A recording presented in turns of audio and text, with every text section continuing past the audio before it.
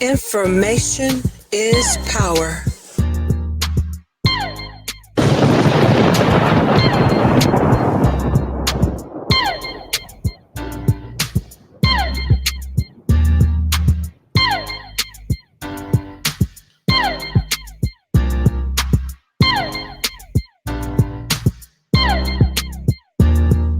The Information Man Show. Welcome everybody who's coming in. Welcome. Let me know if you can actually hear my voice. Always want to double check the audio. Let me know if you can hear my voice by putting a yes in the chat room. I want to thank everybody who's coming in. We got Old Reliable. We got She Simple. We got DJ Moss that's coming in the house. Anita B. Sister Buckner. Green Organic Love. Welcome, welcome, welcome. I got a very, very special guest on with me this evening. Very brilliant brother. Goes by the name of Screen Learning. We're going to get into a lot of philosophical talk tonight, a variety of issues. This brother is a financial consultant. This brother has a lot of intelligent, logical breakdowns of how he sees the Black community, how he sees collectivism, how he sees the individual, how he looks at what we call gentrification. I've got a lot of questions to ask this brother tonight, to pick his brain. I really appreciate everybody who's coming in now. Make sure that you do us this great favor by sharing this in your social media. Tell a friend.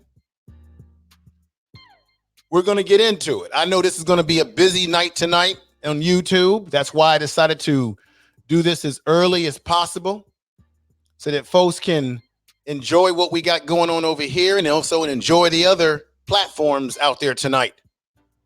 So I really appreciate you all being here.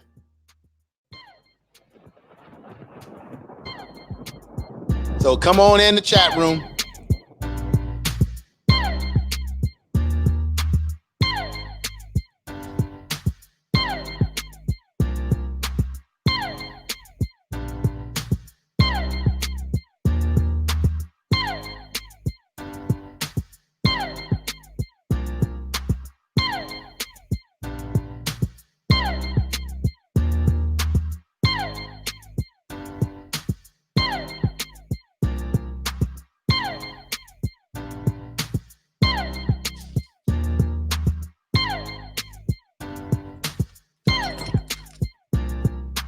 Peace, everybody. Peace in the chat room. So this is the brother I'm talking about. Screen Learning. That's the brother I'm talking about. Information is power. Brother Screen Learning, as you can see on your screen, right there, I'm about to bring the brother on. But why I do that, I appreciate you all once again for being here. And make sure you share. Make sure you share this in your social media. Please go ahead and share.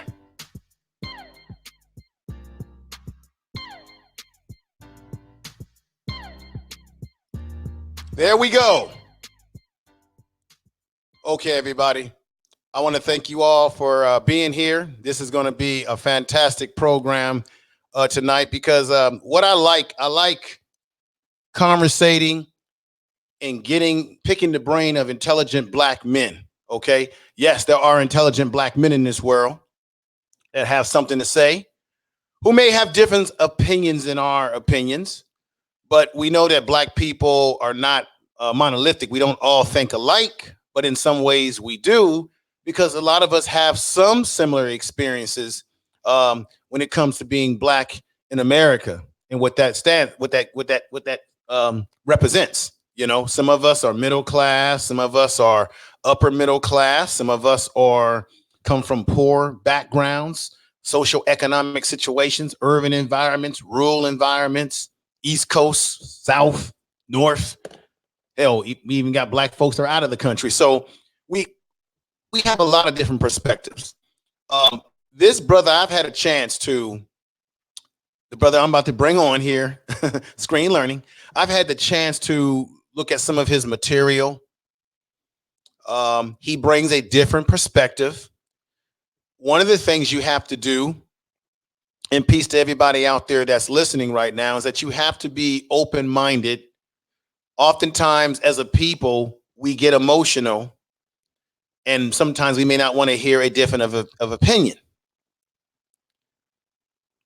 But you can learn something from people's opinions, because opinions sometimes are based on experiences. However, we know that that opinions can also be like everything else, an ass. Everyone's got one. But we are entitled to our own opinions, but we're not entitled to our own facts. But when you have a brother like Screen Learning who can break things down and give you facts and give you logical dialogue as to where he is coming from with his different perspective, and in some ways his perspective may be the same. So with that said, what I like to do is bring the brother on, introduce him to all the good folks in this chat room. And with that said, brother Screen Learning, there you are, brother. How are you doing? I'm good. Thanks for having me on this great Friday night. I'm glad to be here. All right, brother. This is what I'm going to do. I just realized something. I've got to load. I'm going to hit the go for live on the Spreaker broadcast. We are going to be live tonight on Spreaker, which will go to all the podcasting areas that I'm on, such as the Google Podcasts. Okay, you got Apple Podcasts, you got SoundCloud, you got Anchor, you got iHeartRadio podcast, all the different. And now I'm on Podcast Addicted now. So all the different things, this is going to port over to those platforms, but it will be on live on Spreaker. So what I'm going to do is hit the live on Spreaker, play a little bit of music again for the purpose of the podcast that this is going to go into, and then reintroduce you again, brother. I just want to do it for the purpose of the of that sector of this, because I forgot to load that up. So here we go once again.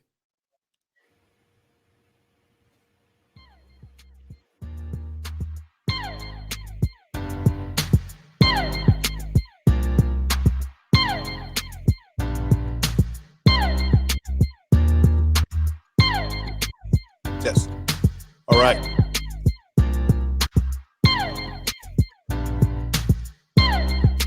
All right.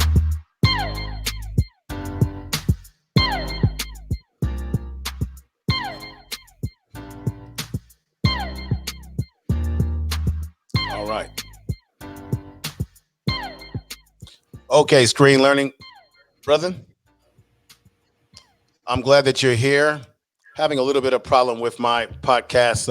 What I'm going to do is I'll re-record this right off the YouTube for that purpose. But with that said, brother, thank you for being here. How are you doing this evening? I'm great. I'm glad to be on your show. Let me take that off of there, and this is what I really wanted to be on there. Thank you, brother. I've seen you in my chat room on the programs that I've done over the course of time. In the short time that I've seen you in, how did you first discover me or hear about me or anything like that? Because I was surprised, to be quite honest, when I start seeing you coming into the chat room and being a fixture in the chat room and giving great comments. And give me your thoughts on that. I'm just curious. Okay. So I know you want me to speak the truth, so I'll just be open and honest. So I first saw you on a panel. I forgot the name of the content creator or the name of the channel, but maybe it was O'Shea Duke. And so you were on the panel, and there was other individuals on the panel, and the way you spoke and your thought process was different than everyone else. Everyone else was basically on, let me know if my language gets out of line, but they was on nigga shit, and you were actually trying to have a dialogue on presenting solutions to the Black community, solutions as far as a lot of broken households, families growing up without fathers, and everyone else was kind of like they were basically, it sounded to me, in my opinion, like they were playing games. And it was Obsidian was on there. It was O'Shea Duke.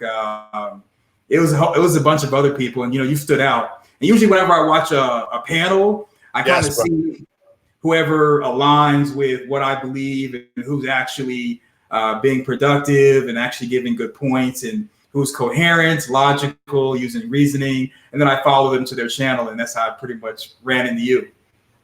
Oh, okay. Well, let me just say this. One brother, Mr. Brother Millsap says, "Can we not say the N-word?" I think Screen Learning used the word because of he was expressing honestly what he felt. He was witnessing. This is the thing, brother. Screen Learning. Let me double us up real quick. Bam. Let me just say this to you, brother. One of the reasons why I have the perspective that I have, and it's not throwing any shade at anybody, but there's people, and I know this, there are people on YouTube who are on YouTube. They talk about problems, they complain about issues, but they don't do anything about these problems in real life. They're not about solutions. I've always been about solutions. The problem is that before I came to YouTube, I was always an active brother in the community. I was active with working with children, youth throughout my years growing up into adulthood, okay, through my organization in college, a variety of different things. I've been involved in mentoring with the Big Brothers and Big Sisters program that had they had a partnership, or they do have a partnership, and as well as you call that the March of Dimes. We have a partnership with March of Dimes, Big Brothers and Big Sisters, with my fraternity, Alpha Phi Alpha Fraternity Incorporated. And so I have been involved in a variety of programs working with youth.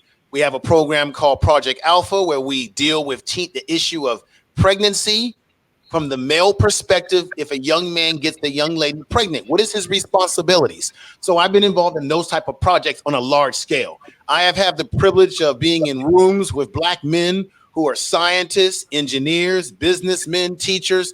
I mean, world class. You talk about a brother like Brother Smith, the billionaire, okay? He's a member of my organization. I've rubbed noses with brothers like him.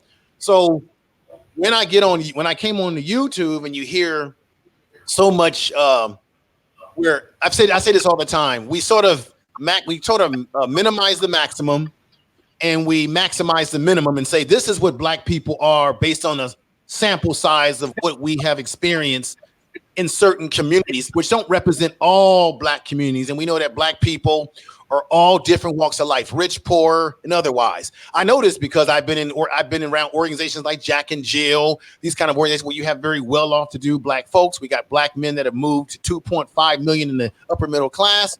Yes, that's the boule, folks. I've been around the boule. Yes, I have.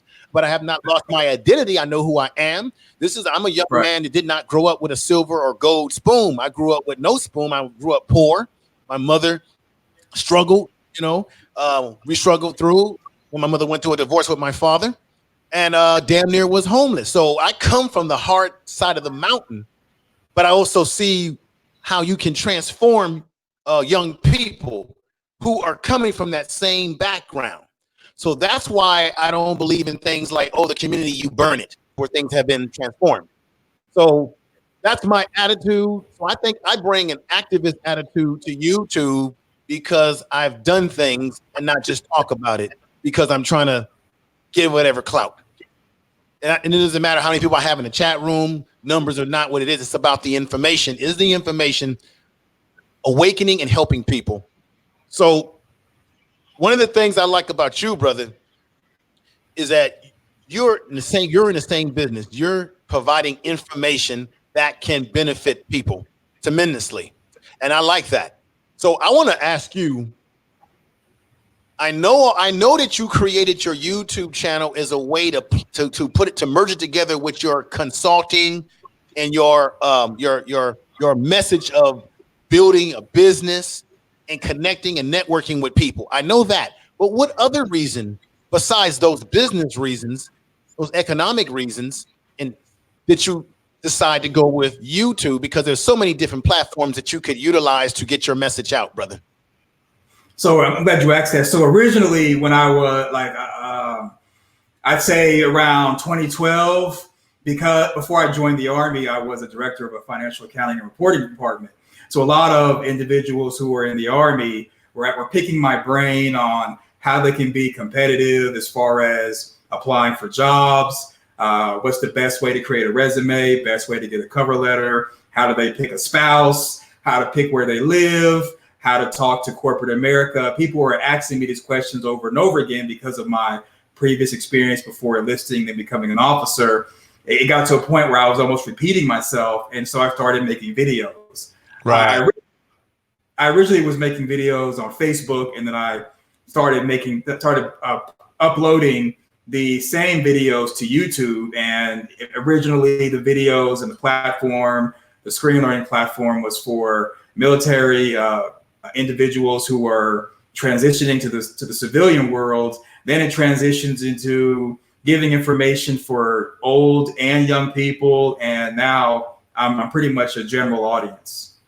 Okay. Let me go back to this setting. Let me ask you some questions. I want you to be as honest as you can tonight. You were honest in your critique with the N-word. I know there's some folks who are saying we shouldn't use the N-word, and I'm one who I don't like the N-word. I don't like using it. I know it is used around YouTube. Hell, I've even criticized when I question people using that term, because when I was in college around a lot of my brothers, we would always say, don't use that word. Now, I know people like to use that word and say that it's a term of endearment, that we're reversing the word and making it positive. But in my mind, it is never positive because it derives from an area in our history that's not pretty. It derives out of the slave history of this country. And the word N-word is simply a word in which you're saying someone is ignorant. We can, it's like this, brother. You can put a duck in a tuxedo, but it's still going to be a damn duck. Right. Okay, that's my analogy. So yeah. With that said, brother, let me get right into it. I've got a lot. We're going to touch on a lot of different topics tonight. We're going to get into financial issues. We're going to get into issues of mental break, needing a mental break from situations, the use to the collectivism. This is a brother who is into music, and he also is into poetry. Let everybody know a little bit about your background as it relates to poetry, brother, because I'm definitely love poetry, wrote it growing up, poet myself in some ways. And the fact that you are into the music, are you producing music? Are you, tell us a little bit about your background, like in that area. I'm glad you asked. So I have a struggle YouTube channel called *To, and that's where I publish my poetry on. And so I originally got into poetry. This is going to sound weird, but so a long time ago, I used to have a hard time talking to women. I never dated outside. I never dated outside my race, so it was like black women. And with doing that, I always had a hard time really just breaking the ice, really just saying hello, because it seemed like before I'm going to say transitioned into being more masculine, more dominant as far as dealing with women. I had a hard time breaking the ice and just kind of doing more than just saying hello, because I would always end up being the friend or the guy they would go to talk about other women, but I was never the guy until like high school or whatever. So what I would do is my sister and I, we would sit down and I would write poetry that I was going to read to the young women, and I read it to them. They didn't like the poetry, but my sister and other people that I read the poetry to before giving to the women, they said it was really, really good. And a lot of guys were asking me to write poetry for them, and they would pay me. So it started out with me trying to talk to women, and then it transitioned into a business where I was writing poems for other people, putting it on greeting cards and like selling them. Like the most I've made for a poem with a greeting card was like $30. The least was about $20. And so in adulthood, I don't really have to use poems anymore, but I still like to write. I still sell poetry, and I have my Commendable K YouTube channel where I haven't written any poetry and recited it on the channel in a few months. but that's pretty much where I keep my body of work whenever I talk to individuals about writing poetry. So now the poetry that I write, in addition to love poems, it's poems dealing with a whole range of subjects such as business jingles, BDSM, also some stuff dealing with hate and anger. And also I made a poem to the music of the intro to the YouTube channel. I mean, the YouTube premiere, whenever the YouTube premiere goes on, that music with the countdown, I did a poem to that, and it's currently on my Commendable K YouTube channel. So yeah, everybody go check it out. If it's okay with you, Information Man, I could drop a link to the channel for everyone to check out and give me their critiques and even possibly do business. Yeah, you can definitely do that. Let me do some housekeeping. Very much importantly, I want to thank Sister Buckner, who gave me a super chat earlier. Definitely want to acknowledge that, sister. Thank you for the super chat. Thank you very much for the super chat. And let me give some shout out to Green Organic Love. And we had Brother Sonny Boxing Talk. Make sure y'all check out his channel. The brother is excellent. He said that the word was given to slaves by slave holders. Organic Love says that it's not nurturing. Okay, we got 6-figure flags in the house. Thank you for being here. Of course, we have my man Millsap in the house. Then we got my man Kenny. Definitely peace and love to you, brother Kenny. You're always here. You're always a faithful brother coming in and contributing to the chat room and contributing to what we've got going on. We need to learn nationhood. I would agree with that. As a member of the BIO, the BAIO, it's about nationhood, infrastructure, right? And having a nation of our own. I'm down with that. But this is why I'm glad I have my man Screen Learning on, because we're going to get into this issue around collectivism and the individual. We got to get into that issue. But before I can do so, Screen Learning, you also have a military background. Tell us why did you join the military? Patriotism. I wanted to serve my country. Around 2009, I got real patriotic, and I've always ran away from military service. But the more I got patriotic, the more I was like, you know what? I really want to serve my country and make a difference. And I did. I enlisted. Then I commissioned as an officer in like 2012, 2013. And my military service ended at the end of June last year due to injuries. So I have mixed feelings on the military. I like to discuss that, if we can in this stream. I have different views than other individuals on YouTube. And I think that I believe that veterans have been misinforming and misrepresenting what the military actually is to the general audience. Well, we got John Nothing saying you only dating black women only. Hey, everybody's got their preferences, okay? You got your preference. You might. I want to answer that if it's okay, Information Man. Go ahead.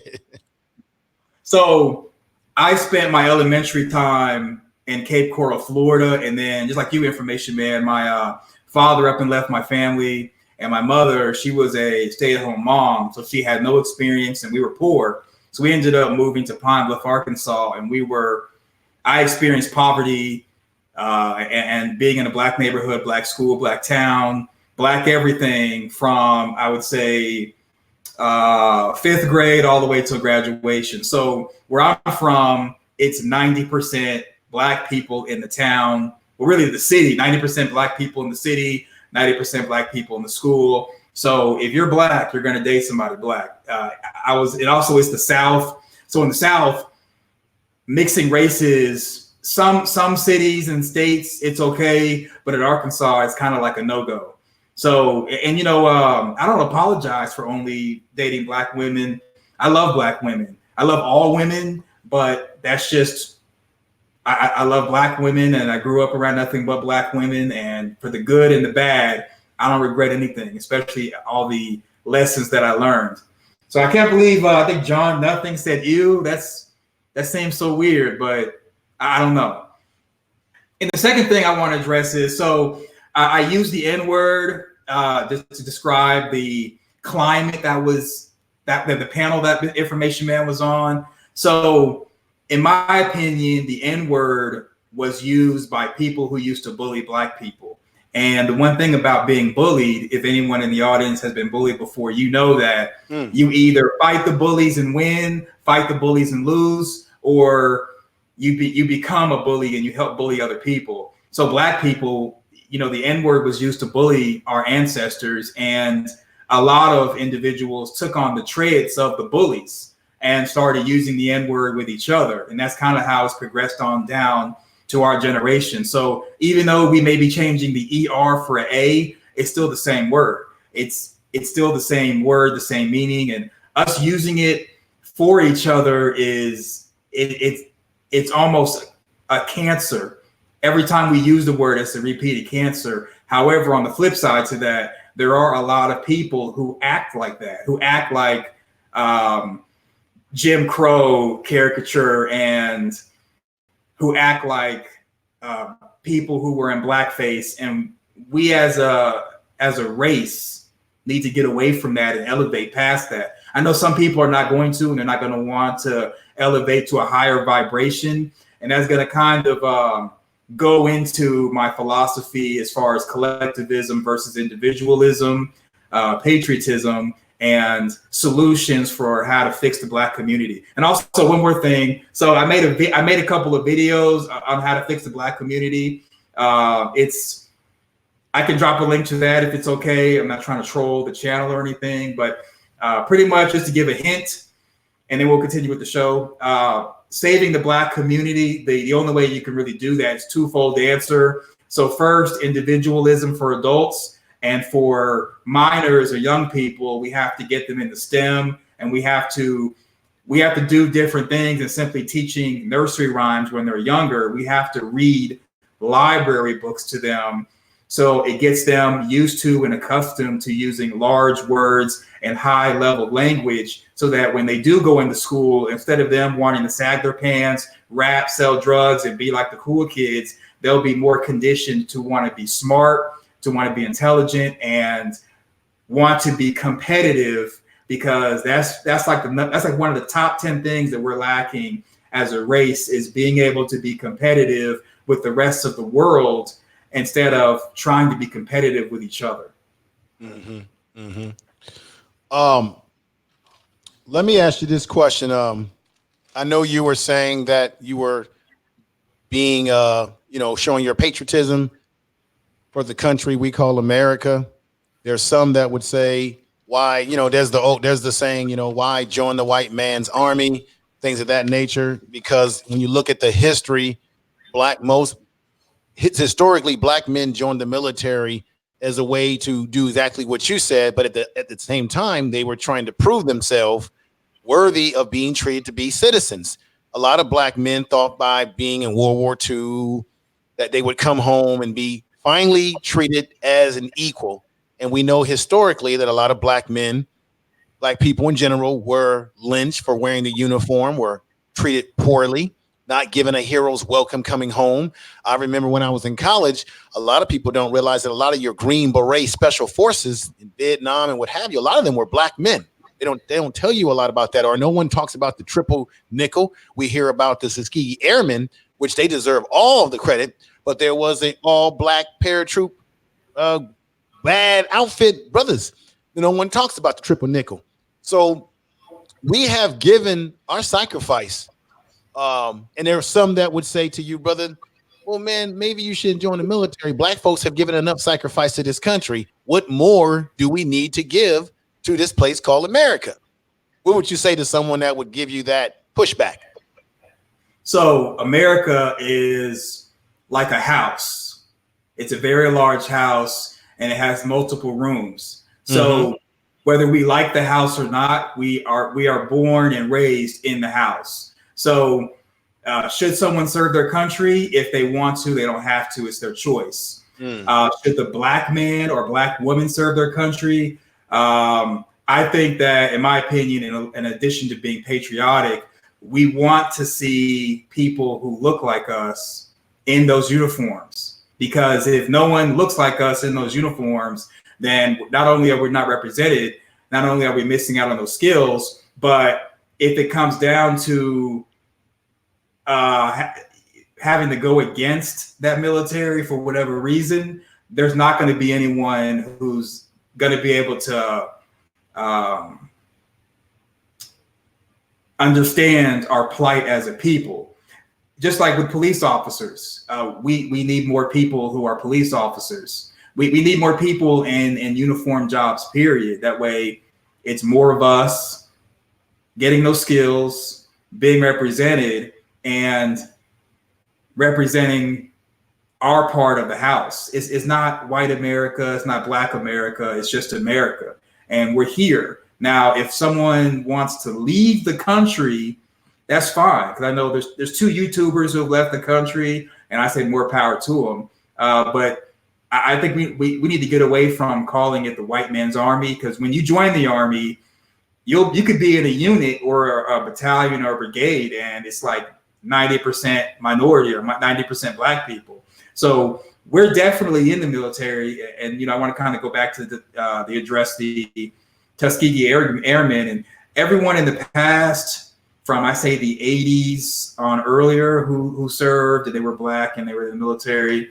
They faced a lot of injustice. They faced a lot of discrimination, and they faced a lot of racism to represent us and serve their country. And they have opened the door and made it easier for people like me and people who are going to be joining now and in the future to be able to serve and not have to deal with all that stuff. It's a shame that they had to sacrifice themselves, but we honor them by continuing to talk about them, say positive things about them, and ultimately want to follow in their footsteps and continue the tradition. Interesting. Now, let me see something. I think we got a little bit of feedback. I got to fix something on my feedback. Can you hear me? Everybody can hear me fine? Okay. Can you screen? Can you hear me screen learning? Okay. Yep, I was having a little bit of some issues, but everything sounds better now. Okay. Brother, let us know. It's a little bit of an echo. I don't know what the echo is, but I'll try to work through it as best I can. Hopefully we can get this right. Let's get into the whole issue that you talk about on your channel. Mm-hmm. The whole issue of this word we call collectivism versus the individual. Now, I know growing up in America, let me say what's up to Earl Owens, who's in the house. Alex Express 3, thank you for being here. QT1 is in the house. Roman's in the house. Thank you, everybody that's been coming in. I'll do my best to acknowledge people as I can. We got Sugar Loves in the house right now. Sugar. Give me some Sugar Love. Sugar Love. I love Sugar Love. Make sure y'all check out this sister's channel. She got it going on. She gonna give you some love on the love train over there on her channel, okay? Sugar Love. Check her out. She's in the chat room. Click on her avatar. Go over there and give her some love. Subscribe to her channel. So let's get into this issue, because in America, we have been taught to be individuals, culturally conditioned to think as individuals, to act as individuals, because capitalism is all about the individual making that profit, right? There's a term that I like to use called the dollar is recoverable and people are expendable. Now, brother, I've heard you say on your channel that collectivism in some sense sounds good, it looks good, but in some ways it doesn't always turn out as well as you think it's going to turn out. But this is where I'll give you some pushback. If collectivism isn't effective as we think it is, why is it, or was it, or how was it that during the civil rights movement, when black people were segregated, and I know that there were some black people that were against the civil rights movement, there were some that came out against Dr. King. There were a lot of preachers who didn't like Dr. King. They thought he was a little, too young under his britches, right?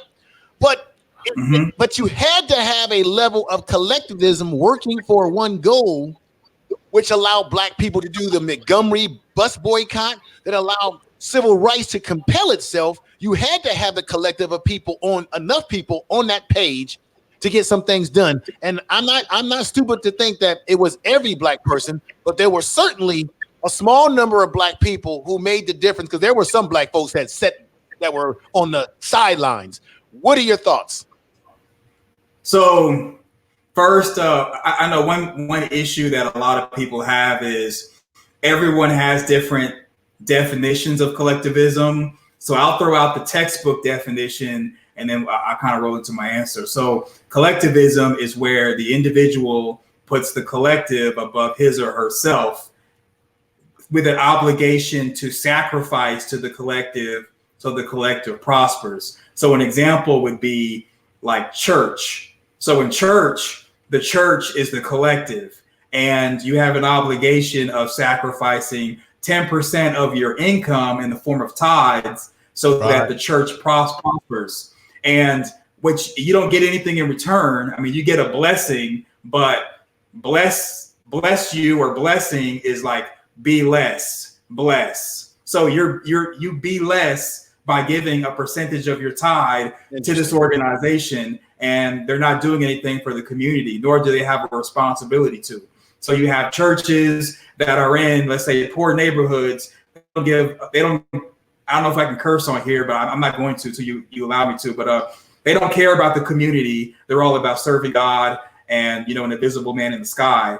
And they're all about taking from, but not giving back. Now, they do have pantries and they do different things for charitable purposes because they are a charity. But all in all, you're not investing in the church. You're sacrificing your income. No matter what you were going to do with that 10%, it's supposed to go to God first, and then you get what's left over.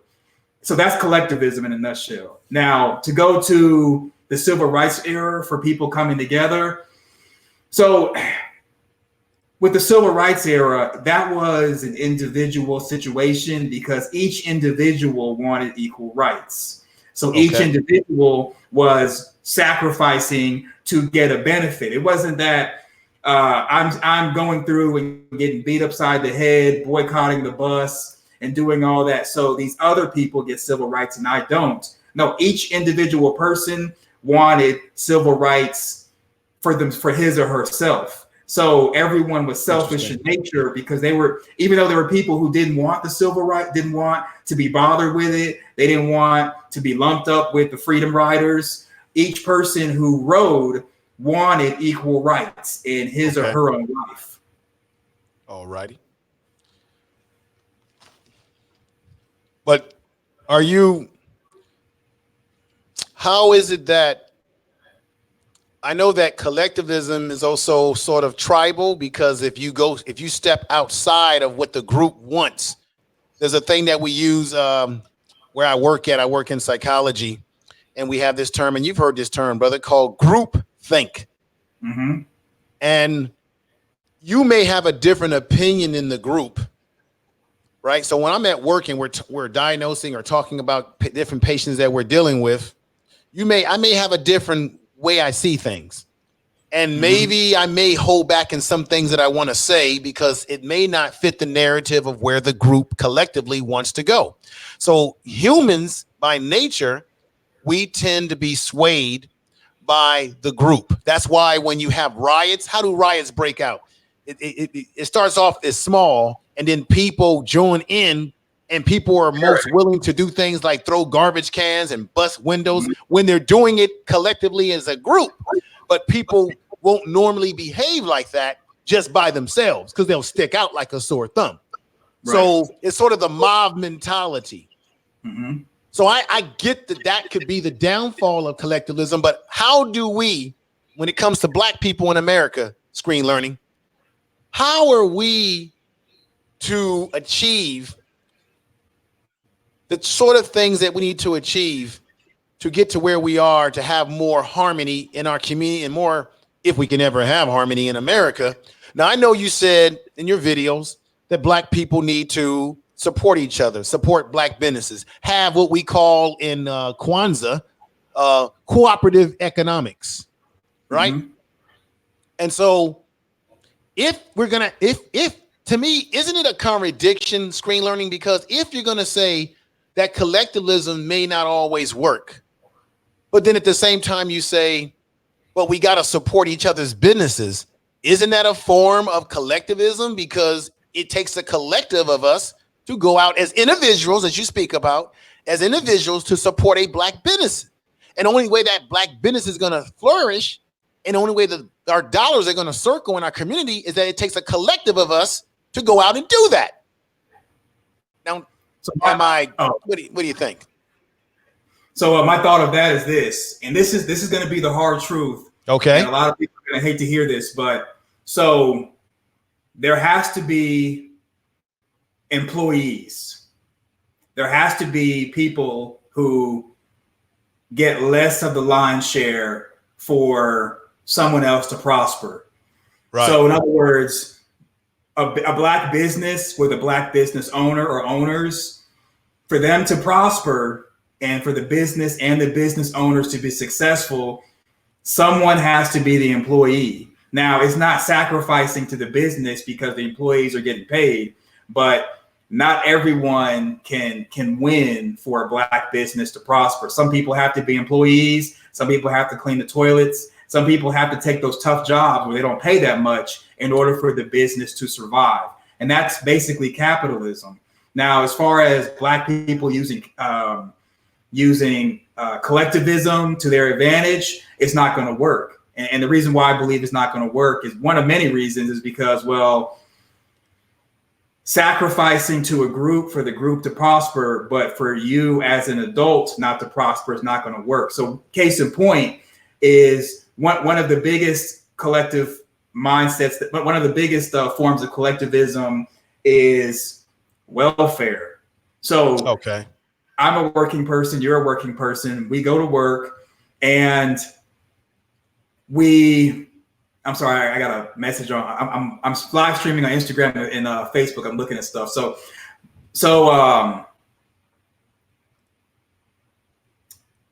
lost my train of thought. So, black people with collectivism. All right. Mm-hmm. So with welfare, we both go to work. We work. Now you have somebody who, for whatever reason, they want the children that they can't afford, or they lost their job, they don't want to work, whatever the reason is, they're on welfare. Okay. So so you and I as working class people, we're sacrificing a portion of our check through increased taxes to take care of the welfare recipients.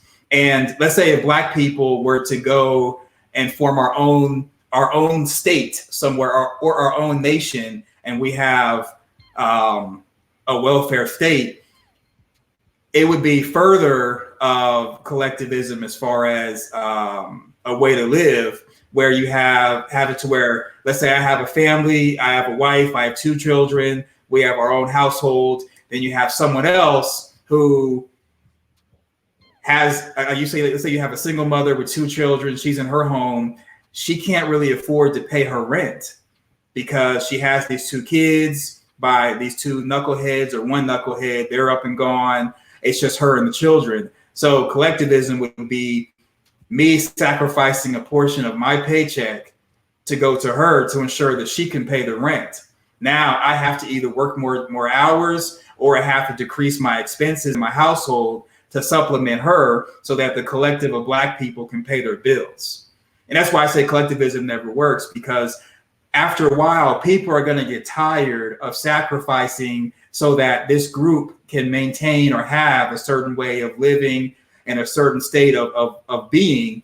Eventually, someone's going to be like, well, how come you can't just go get a job? How come you can't stop having children? It's going to turn into a blame game to fix those people who are dragging the community down, because nobody wants to drag or carry anyone to their destiny or drag or carry anyone to the finish line.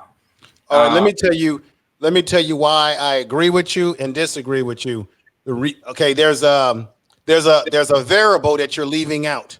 When you say that collectivism doesn't work, well, if it wasn't for some of the collectivism that happened in the civil rights movement and some of the movements that have taken place, black people would not be where we are even today. If it had not been for a collective of those black folks who got certain laws changed that allows me to be able to go or live wherever we want to live, that didn't take one individual. That took a collective. That took Thurgood Marshall. That took a Dr. Martin Luther King. That took a Malcolm X. It took black people in different phases of this society to push the envelope. Are we 100% where we should be? No. Okay. Now, collectivism, there's jealousy, right? Malcolm X was becoming very powerful within the movement, within the Nation of Islam. And then some would say that people got jealous of him. But guess what? These are the variables that you have to take in mind. The variable that always is the big elephant in the room is America. Where do we learn this stuff from? It's called cultural conditioning. What did I say earlier? American society is based off the individual, not the collective. When you look at, whether you look at African culture or different other cultures, that I remember when I was in college and the professor said, there's a word, if you can figure it out, none of you guys will have to take this class. Well, eventually, we figured out that this is the word, brother screen learning. I am because we are, and I am and you are because I am. I cannot. No man or woman is an island upon themselves. I would have never gotten into college if it had not been for black folks in my community that nurtured me. Okay, I grew up in a black community where you were accounted for your behavior. If it wasn't for Big Mama, the wino around the corner, the black men in the community who kept me in check when I didn't have the father that birthed me, right? It was a collective of black men that I grew up with that got me to where I am today. So where I disagree with you is that in some cases, collectivism can work. I'm not saying you're not saying it doesn't work at all, but I can understand about the jealousy and how people will fall out of favor and feel like, wait a minute, I'm sacrificing myself for these people, but I'm getting very little. And you know why you're right about that? Because black people in America, we're not ready to sacrifice ourselves for immigrants that are coming across the border because we feel like, wait a minute, we're not getting what's due us. And now you're asking us to sacrifice and give to others who are coming over who did not build this country the way we built this country from the very, okay. And I know that. And so that part of it makes sense. But the variable that's most important is America, American society. When people behave this way, okay, and they get jealous about the collectivism and it ain't working in their favor, that's because the main variable is America. America has created us to be the way we are because America is built on money, is the all power, and people are expendable. You do it all you can at any cost to be dog eat dog. That's the reason why I believe, brother, collectivism does have problems, because if we could somehow change the cultural narrative, because I'm going to say this to you. How do you explain other ethnic groups that come over here from other countries and they're able to maintain their religion, their language, all their Norways? Even though they're trying to assimilate into American culture, they are still trying to keep their collective culture together. And they have success. How do you explain that? Because in every Chinatown in America, if I go to San Francisco right now, there is no black person who has a business in Chinatown. Or you're not going to see other races working in their stores. You're going to see all Chinese. That's collectivism. So my response to that is we're on the outside looking in. That's true. So a lot of like the Chinese that come over, a lot of them don't speak English. A lot of them don't have money, and they become dependent on whoever, I guess, their caregiver is. A lot of them get forced into human trafficking. Right. You ever heard of the phrase "a massage with a happy ending"? A lot of those girls, they're forced into doing the happy ending, directly or indirectly. It's not necessarily a happy life. They're coming to a whole other country. They're confined to this community. And a lot of times they're at the mercy of someone else who uses and abuses them. We only see from the outside looking in. We see the little Koreatown. We see the little Chinatown. We see them set up in black neighborhoods, and they take a lot of abuse from us. Me personally, the difference between black people and those who immigrate here is because we were brought here through the slave trade, and then some of us escaped or died, but majority of our ancestors were released from one captivity into the wild. Right. So because we never freed ourselves, we've never been able to basically be strong as a people. And that's what's crippled us ever since. is that we didn't free ourselves. We were emancipated and released. And when we were released, those individuals didn't go to the continent of Africa to be in one of those countries. Those individuals didn't come together and go have, take over a piece of land somewhere like the Amish have done. Our ancestors basically tried to assimilate, and they walked into a slaughter. And so just like with every situation where Black people in the past have relied on the collective of society to maintain themselves from trying to get reparations, trying to get affirmative action, trying to get equal rights, the collectivism, it meets its collective need, but it's so many people who get sexually assaulted, get hurt, get killed. You have the Black Wall Street massacre in Tulsa, Oklahoma. You have the Rosewood situation in Florida. All those people were sacrificed so that others can have a different way of life, but not necessarily a better. And I just don't believe in someone else sacrificing or taking on harm to benefit me. And I don't believe in causing harm to myself to benefit another person. I got it, serving my country. I was put in harm's way a couple of times, but that was me going against an enemy combatant, not going against someone who's supposed to be my neighbor. And that's why I say collectivism never works. I'm not going to sit here and say I'm not going to be intellectually disingenuous and say that collectivism doesn't meet a need, but we just don't need to have a whole bunch of Rosewoods, a whole bunch of Black Wall Streets to be accepted by a large collective of American citizens. I just don't agree with that. Yeah, I'll go ahead.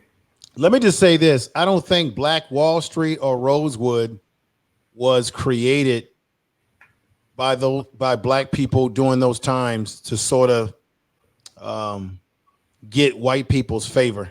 If you look at if you go back in the history in those southern rural areas, people may not realize this.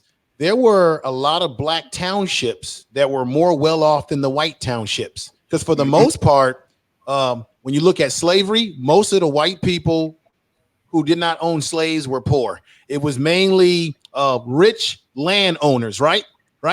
So when those founders, those wig-wearing so-called founders, stole this country and pillaged and then created laws and created the government using Native American type of constitutions that they don't talk about, what did they do? What did they do, brother? Oh, repeat the question.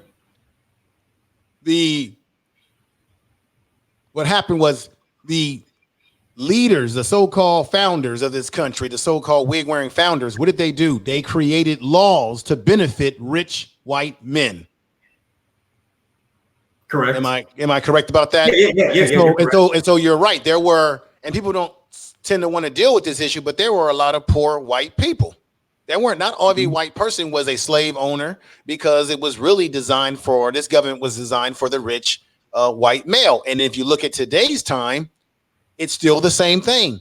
It's designed to benefit the rich white male. That's why when Donald Trump gives a tax cut permanently to the rich, who you think he's helping out? He's not thinking about Black folks. He's thinking about helping out his white business partners and white friends and that are in business. That's just the way I see it. So what I'm saying to you, there are a lot of examples of how collectivism has benefited other groups when they decide to work on code and say, this is what we're going to do for ourselves. My thing is this. Let's deal with the 21st century. Okay. How, I know Black folks were talking about reparations. You got the whole ADOS movement. How in today's time do we as Black people move forward in trying to get ourselves somewhere if collectivism isn't an answer to our problems? How are we supposed to maneuver screen learning? I'm glad you asked that. So first, of course, individualism. So each individual Black person has to figure out what he or she wants to do as far as a goal. So myself, I formed an investment, a holding company on my own. I've been progressing and building the resources for that. So I can bring on other individuals or other Black individuals or anybody who can become an employee for me, or we can partner into a joint ventureship. Right. As individuals, whereas I ensure that I benefit from it and he or she benefits from it. So each individual meets their individual goal, and we can come together and help each other. And instead of being a part of a collective and one person carrying another, like there's a lot of individuals who have come to me and like, hey, I got this great business idea, and I hear their business idea, and I'm like, oh, okay, cool. So how far are you along with that? Well, I haven't started, but maybe you can help me start it. And it's just like, well, no, I'm good. I'm not really interested in helping you start that. But, you know, after you get the ball going, I'll see where you are, and maybe we can come together as a group and benefit each other like that. So in that scenario, the person basically was waiting on me to kind of carry them, be the brains of the operation, and kind of carry them to whatever goal they wanted. We as Black people, we as people have to figure out what goals we want to achieve and work towards those goals. Kind of like when you were coming up and you were getting your college degree, people were helping you along your way, but nobody was going and taking the test for you. No one was helping you cheat and giving you answers. No one was changing the answers after you turned the information in.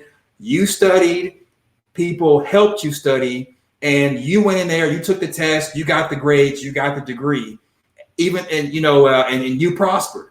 People helped you, but no one sacrificed themselves or their money to ensure that you were able to do that. You achieved that on your own as an individual. That's pretty much what Black people have to do. Now, I'm going to address those who can't help themselves or refuse to help themselves, and also who make excuses. Here's the bitter truth about that. Not everyone really wants to change their situation. Not everyone wants to be rich. Not everyone wants to be successful. Not everyone wants to get off welfare. Not everyone wants to leave behind that toxic relationship. Not everyone wants to leave that abusive boyfriend, that abusive girlfriend. Not everyone wants to prosper. So when coming up with a solution for the American Black population and citizens of the world, the only way that we can help people is first they have to start to help themselves. I once had a friend who had a sister who was in an abusive relationship. Her boyfriend was beating her up. Every time we would go over there, we would confront the boyfriend. We would jump on him and try to force her to leave, but she wasn't ready to leave. And every time we would leave and leave her there because she wanted to be in her condition, he would beat her up even more. It wasn't until she decided that she wanted to leave that she started to make the steps to actually leave, and she freed herself. Because most of our problems are in our mind.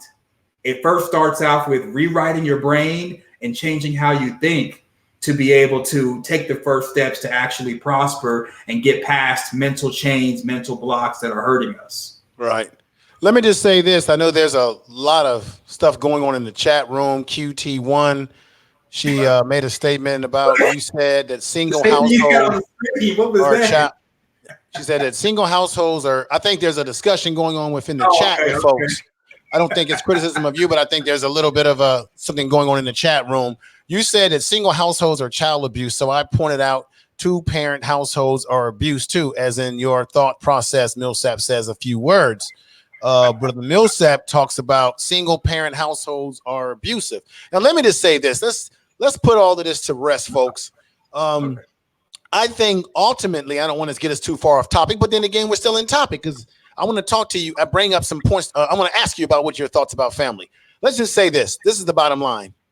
Ultimately, having a 2-parent household is most optimum or most best for a child's upbringing, because I've said it before, everybody. All you, I'm gonna call y'all the info folks in the chat room, the infos out there. All y'all the info crew in there. I've never given a name, but y'all the info crew now. The infomaniac. Yeah, that's a new name. Thank you. The infomaniac.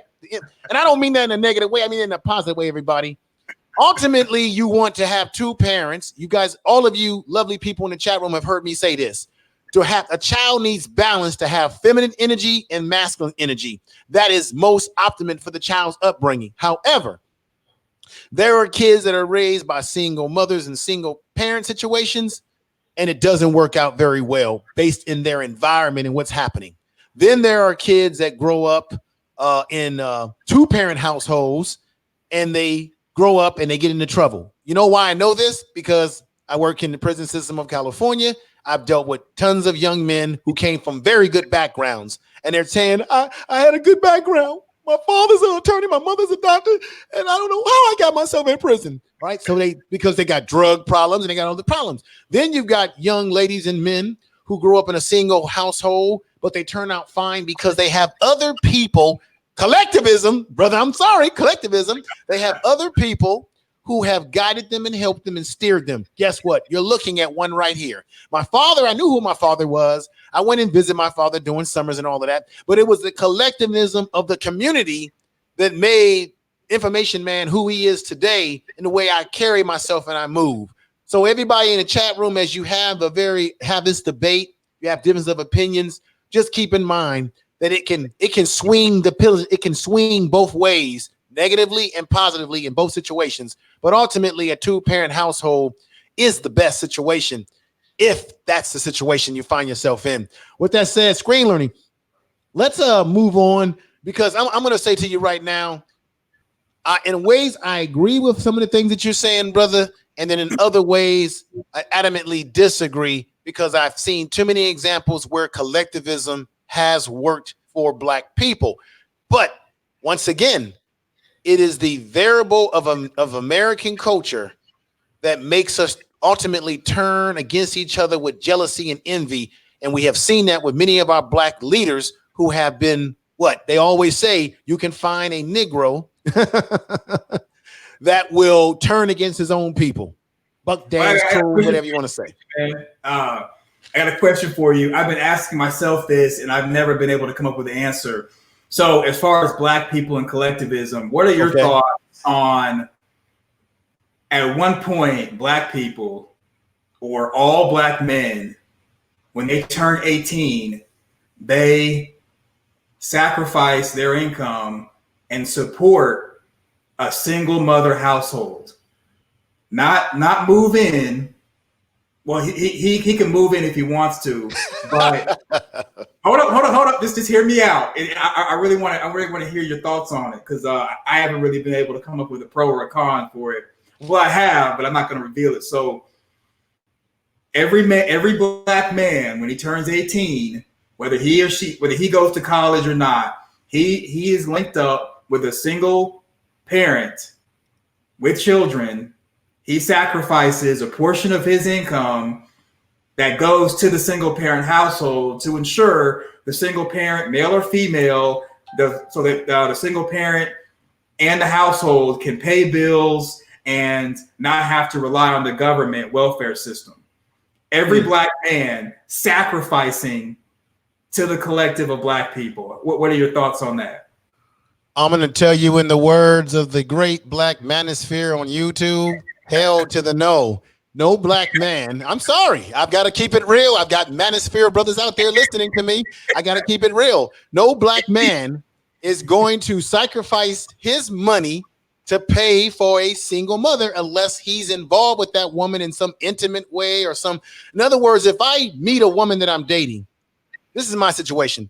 If I meet a woman that I'm dating and she's the type of woman that I want, and she carries herself a certain way, and she happens to have had a child, and we decide that we're going to be a family, we're going to live together, we're going to get whatever, we're going to be together, shack up, get married, whatever, and I have investment in that woman because she's an outstanding woman that's got her shit together, but she just happened to have a son. There's a lot of Black women out here like that have kids, but they're not ratchet type females. They just happen to, hell, like my own mother, they just happen to get a divorce from the husband, but they're good women. Things didn't go right with the relationship for whatever reason, right? But they may be a good woman. If I get with that woman, then I'm going to come together with her as a unit. But just for me to say, I'm going to sacrifice and give my money to a single mother. Hell, there's been situations where I've known young children that I was and I knew their mothers because I went to school with them or whatever, and they fell on hard times, right? And the holidays are coming around. Well, I've gone in my pocket and say, here, I know you need a little extra for food. You know, the holidays are coming up. We've all done something for a family member or someone who's hitting on hard times. Yes. But to just simply support single women like that, you're not gonna find many black men who don't see investment in that woman for themselves doing so. So I would say a big fat no in some ways, brother. It's a very bold question. Well, the reason why I asked that is because that's hey, what's going on, Successful Ladies Live? So that's pretty much the premise of my issue with saying collectivism never works. See, in that scenario, if all black men were to sacrifice a portion of their income to a single parent household, not just man or not just a man, but a man or a woman, or let's say a single father, single mother household, that would allow the black community to move off of welfare and to be able to move away from impoverished conditions. But nobody's going to want to sacrifice. Well, this is the issue, brother. Once again, black men are the best fathers. Black men want to be in the life of their children, and black men will sacrifice when they have some investment in the woman that they're dealing with. Now, on the flip side of that, you've got 100 black men organizations out there. You've got black men collectively, getting back to that word collective, who donate money to various communities and programs that benefit single parent mothers. I'm one of them. I've done it. So let me say this. I don't know if black men as individuals are going to give money to black women that are single that they don't have a relationship with. But I do know that there's black men who invest in organizations collectively who will. I'm sorry. I mean, we've been on this topic, but damn, it's a good topic. Okay. Collectively, black men have supported organizations that give money to single mothers or poor communities that benefit the youth, the children, and the women in that community. Now, black men have done that. And you know why? Because you've got all these black organizations, 100 black men. I think in Atlanta, they got Let's Make Man. There's an organization called Let's Make Man. Somebody in the chat room can correct me if I'm saying that wrong or right. There's various organizations where black men are doing things collectively to help black women and black communities that are in these impoverished situations. So I think collectively, black men are prepared to do a lot more than we are individually, unless, I preface this, unless we have a relationship with that particular woman. Let me read this right here. This topic tonight has become very polarizing, and it's got the chat room popping up and down, brother. The sister here says, Successful Ladies Live is her name. She says, black men are not serious about the community. If they have no desire to help their fellow black men, and all their children born out of wedlock. Now, check this out. I'm going to quote my man, Prophet of Thought. The first responsibility that I have as a black man is to make sure I take care of the women and the children that fall under my crest, meaning they fall under my name. So if I have a daughter, I have a wife, that's my first responsibility. Okay, first of all. Now this is the polarized, this is the question they talk about in the black manosphere.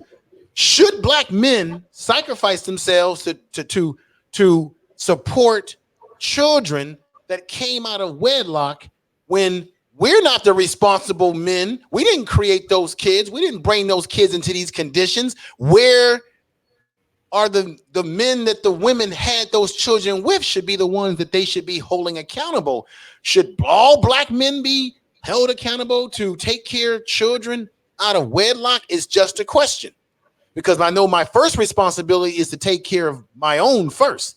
And not to get it twisted, a lot of black men are taking care of kids in these communities, but we don't get credit for it because we're always being called toxic masculinity. We're always being criticized in this society for what we're not, but no one deals with what we have been doing.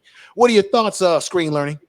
So I actually follow Successful Ladies Live. She's actually one of my favorite YouTubers, so I'm biased. But so I agree with her. You kind of already answered her statement, how you said Mm-hmm.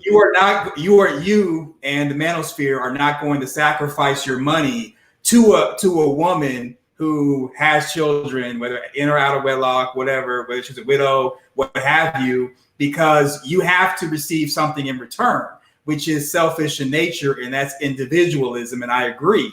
We as Black people, not only are we never going to be ready to practice true collectivism, but even if we are crazy and decide that we want to, it's not going to work, because there is no way that anyone is going to perish themselves trying to benefit another household or another individual from choices he or she made.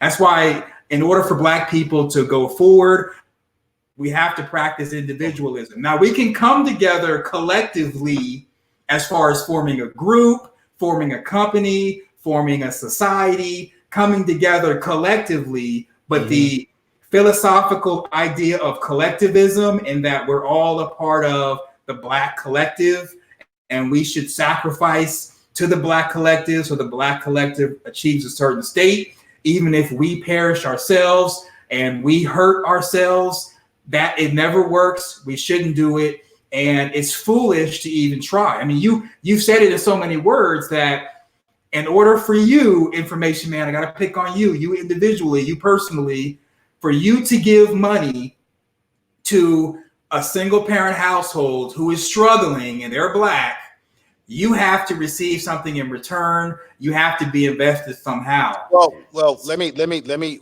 before you indict me like that, no. Let me just say this. Because I'm gonna answer Successful Ladies live what we have on the screen here. Let me just say this. I did preface myself by saying collectively Black men are supporting Black communities that are in dire need through collectivism of organizations that they're members of. I personally have seen Black men take out their checkbooks and support programs that are benefiting children and Black women in these communities. But as an individual, I'm saying as an individual, and this is just human nature, as one individual, Black, I don't know if every Black man is prepared to just take money out for a woman that he doesn't know what the situation is. For example, are we talking about just, do we have background information on the women? Do we know what's going on is legitimate? In collectivism, there is no need for background information. Okay. They're a part of the collective. Okay. So another example is like tithes for church. We don't know much about the church's history, how they created the church, right? What original Bible they had, who was the original pastor. That stuff might be on walls and stuff, but you give your tithes to the church. The church does with it as they please. And not to further pick on your information, man, but so Successful Ladies Live posted another statement that I want to quote. I don't know if you want to put it on the screen, but she says, right, that is why we know collectivism in the Black community won't work based on the out of wedlock single mothers. Oh, let me say this. Let me say this, because I'm gonna put some power on this. Okay. There are Black men who are taking care of kids. We have historically done this. There are Black men that are taking care of kids that are not their kids. There are Black men. What did I just say earlier? I said, if I meet a woman who's a single mother and I'm in getting involved with her, then then you become a family unit if that's what you choose to do. There are many Black men that are taking care of children that are not even theirs. Matter of fact, there are many Black men who may not even be with the mother. But where do you think, for example, sons, when they go out and they learn sports or they learn certain things that you can contribute to manhood, there are men in these communities that are raising kids that are not even their kids, that are coaching children, Black males, mentoring Black males. Many of the Black males that I worked with, I didn't have any relationship with their mother or any sexual relationship or anything. There are Black men are constantly working with young Black males that are not even their own kids. So before we paint this narrative that black men don't care about the community, that's some bovine excrement BS. Because I know for a fact that black men are care about their kids. Black men are the best fathers. Now, to the sister who make the comments, she's saying black men collectively are not investing into their children. That is the reason for the almost 100% out of wedlock children. No, first of all, it goes both ways. Black women have to make better choices in the men that they lay down with, because every black man in America isn't responsible for the choices that you made when the men that you lay down with. So I hear this argument all the time. Ladies put this argument out all the time. It's all about not being held accountable for the things that they do. You want to hold black men and say, all of you black men out there ain't taking care of children. All of y'all need to take money out of your pocket. Wait a minute. Black men are already doing that. Black men are being crushed by the family court system that I've talked about. Child support system. There are black men being put in jail struggling to pay the child support, and nobody's talking about that. So, and black men, it's already been documented out there. Black men are the best fathers in this goddamn country. So to put the narrative out that black men are not taking care of their children, that's just not true. There are black men that are musty, crusty, and dusty that are certainly not taking care of their children, but that's because you got women that are laying down with these Pookies and Ray types, that are laying down with these type of guys who had no intentions to be fathers. So women have to do a better job of deciding who they're going to lay down with and have children with. Qualify that man before you lay down with him. No black man has asked you to open your legs to that black man who abandoned his child. Now that black man abandoned his child, and now you ask the next black man to take care of the child from a man that you didn't hold accountable, that ran out on you, that you chose to lay down with. At some point in time,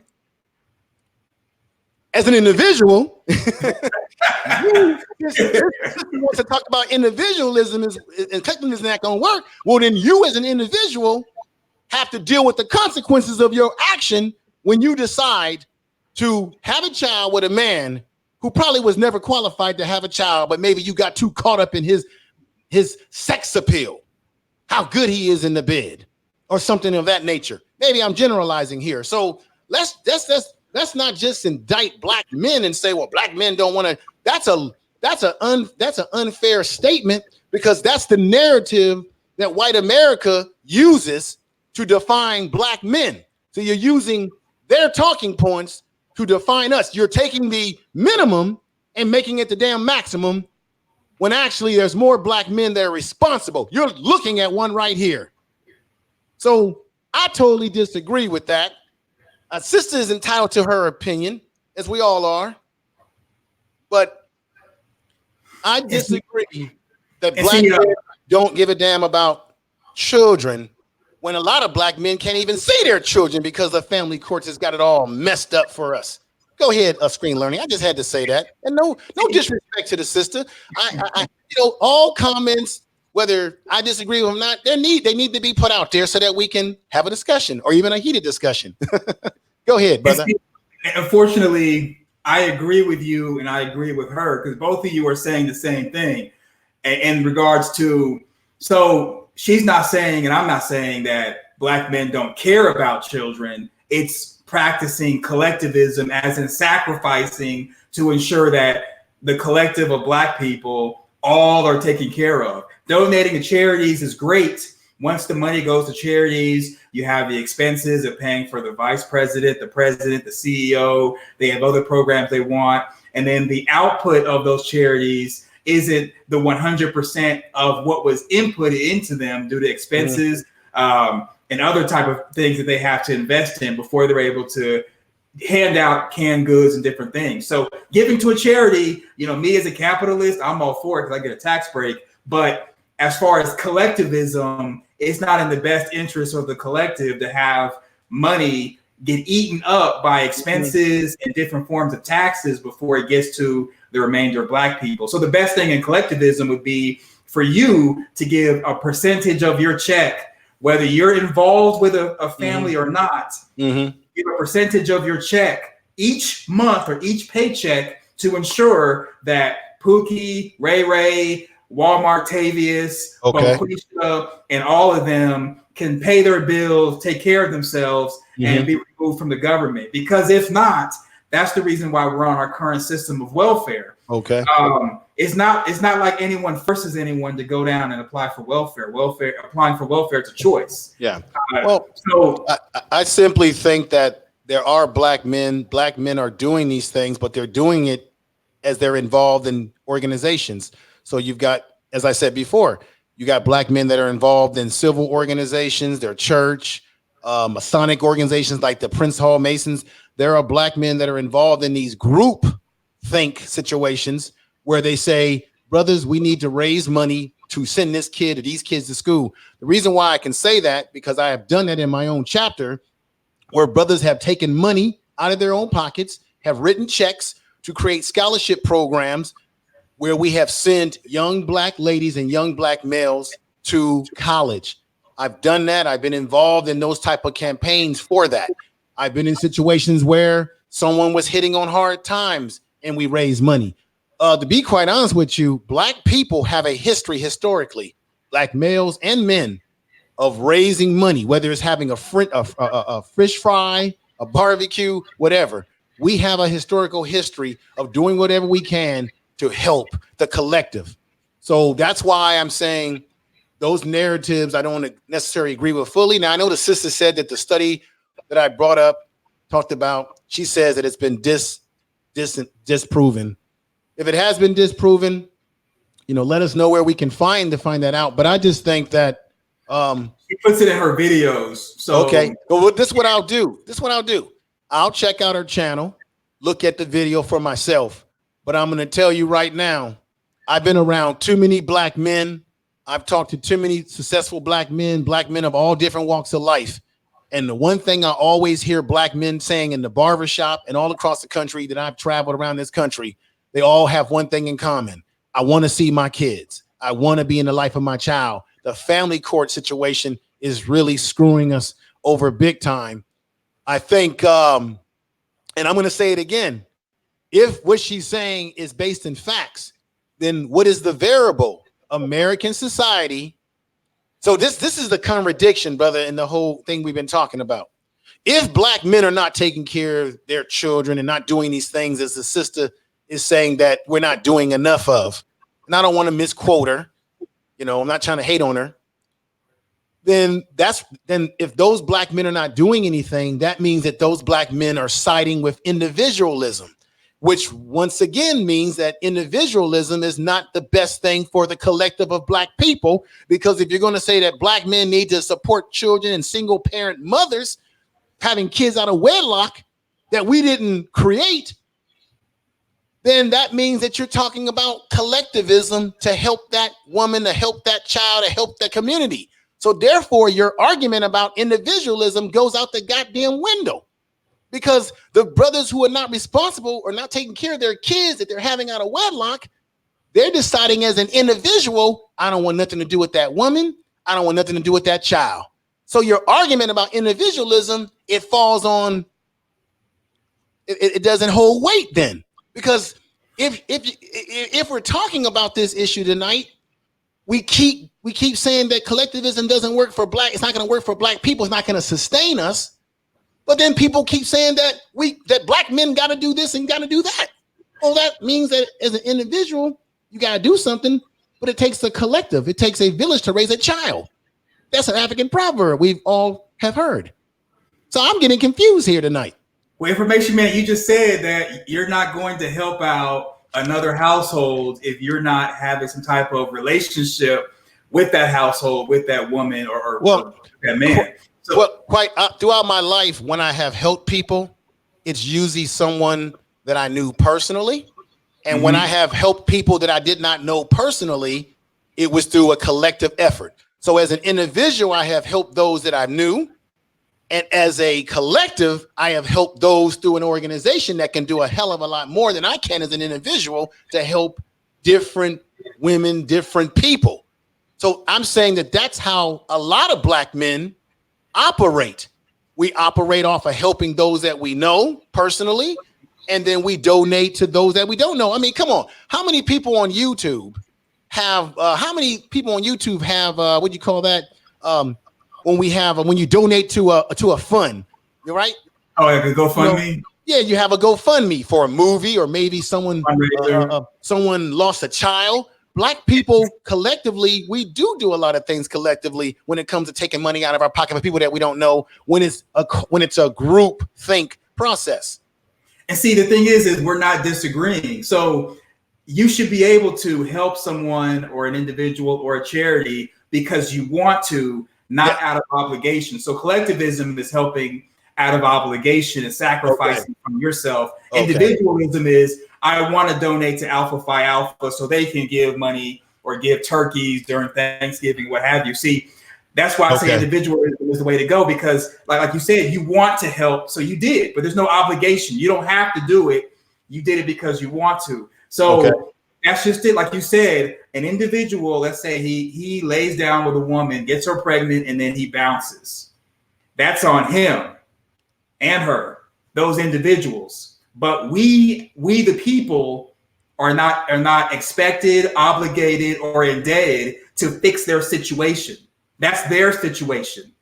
That's why as individuals, we have to work on our individual goals, our individual situation. And now if those two people who made that mistake or made those choices want to do things to help themselves out, like they want to go get a job, they want to work on their resume, cover letter, they want to play the lottery, whatever they want to do as far as their individual goal, we can support them because we want to, because like you said, they mean something to us, but not have an obligation. I do not have an obligation to the American Black population, nor does another man or woman have an obligation to me.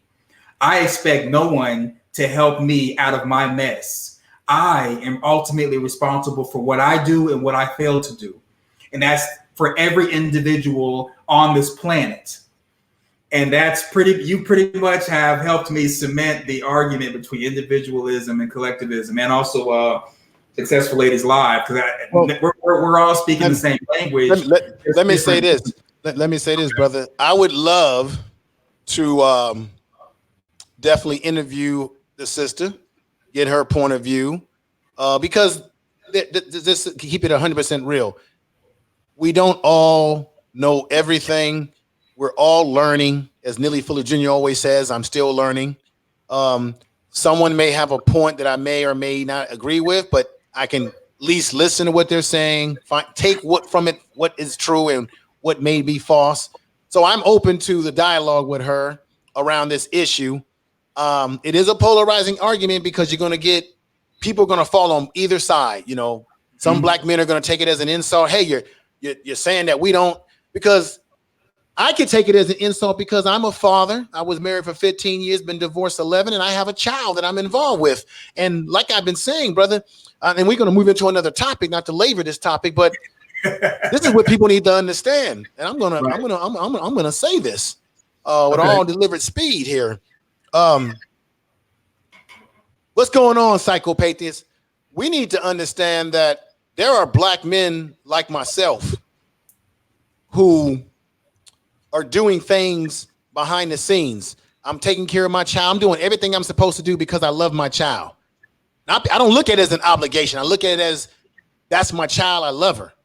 But there's a lot of black men who don't get credit for doing the things that they do, for getting up early in the morning when the child is sick, taking her to the hospital, taking her to school, picking her up, talking to the teachers, going to parent conference, going to events with your child, being there with your child every step of the way when your child is throwing up on you, throwing up on the floor. I'm that such brother, and there's many black men who are taking care of their kids and are doing these things. And I know black women have been doing this. I know you're going to make the argument that black women have been doing this too. Yes, black women have been doing this. But there are black men that are doing these things in silence. And nobody is saying, looking at that and saying, hey, there are black men out here that are busting their ass and being the best fathers that they can be. Society doesn't say that about us.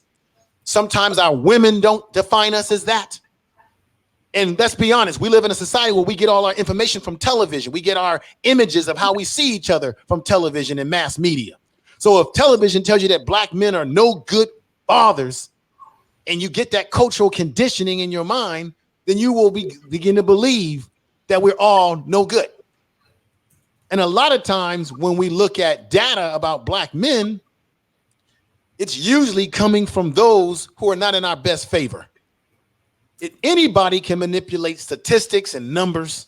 Anybody can move any narrative they want.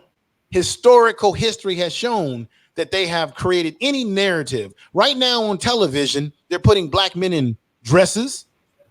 They're feminizing Black men so that you can begin to see us in that way. Strip us of our masculinity. So I'm here talking for the fathers out there. We're busting our asses in the darkness of the night with our kids, getting them up, being there for, cooking for them, all doing everything that we're supposed to do, not because we're obligated, because that's what we do, because we love our children.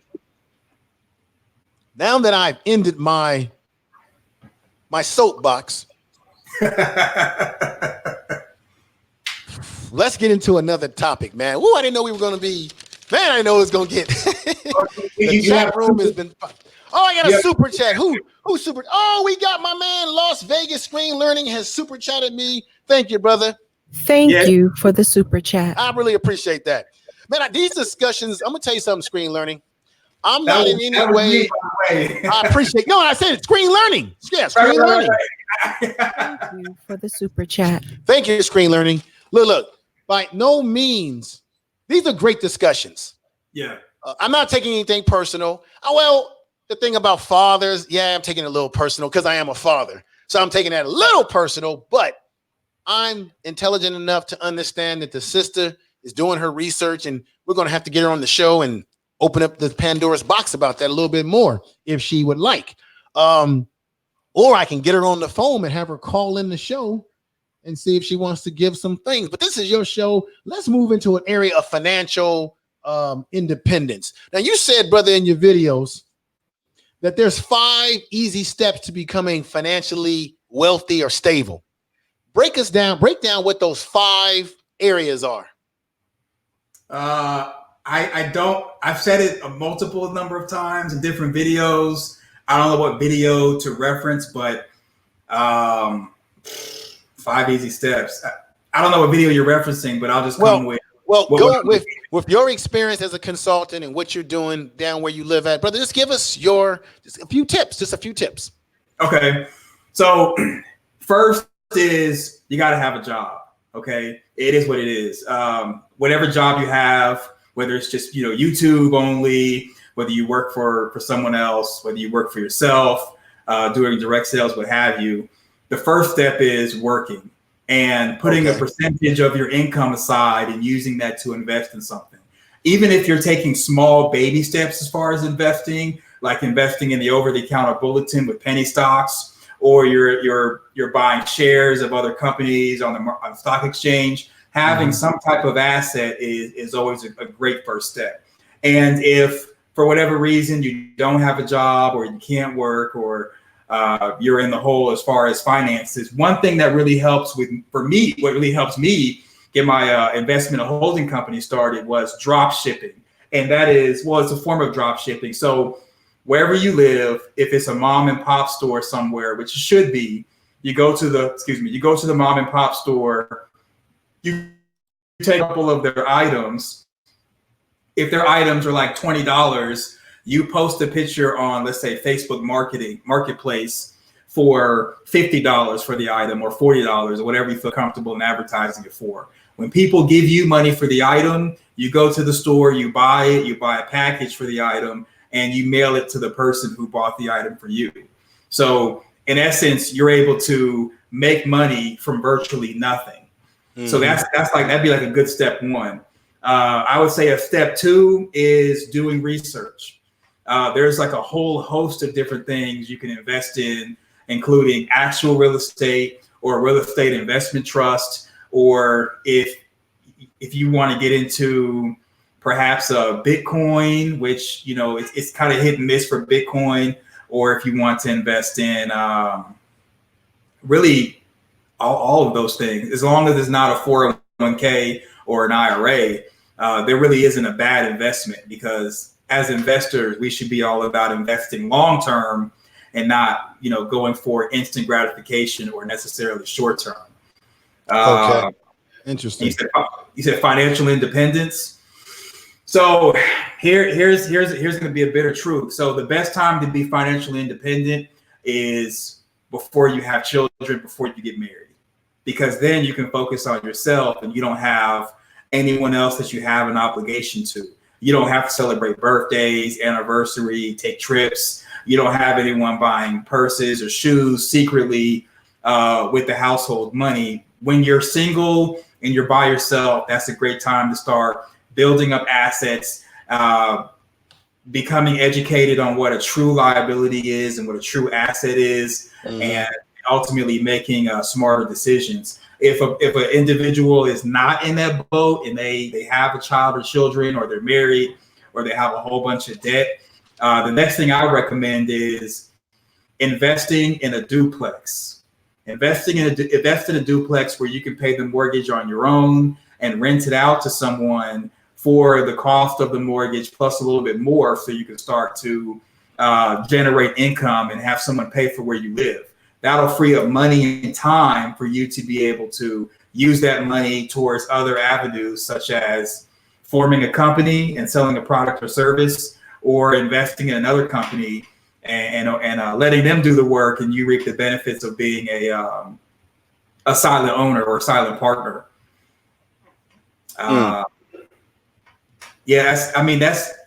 That'd be like my blueprint without getting too much into the weeds. Okay. On how to invest and whatnot. That's a good starting point. Okay. Let me do this. The show is gonna take a different turn in a little bit. I'm considering opening up the phone lines to have people who may want to call in and ask you a question or get into the subject matter that we were talking about earlier. But let me get into this. I'm gonna point these bulletin points that I heard you talk about. Investing in technology. Definitely 100%. We have to invest in technology. Do you believe that green technology is what we should be investing in? Is that the way of the future? Green energy? Or I'm just asking in general. In my opinion, there's no bad investment unless it's something that's going to be obsolete. So green technology like solar energy, even electric vehicles, that's where America and the world is heading towards, is being more green. So investing in it now will pay dividends in the future. Okay.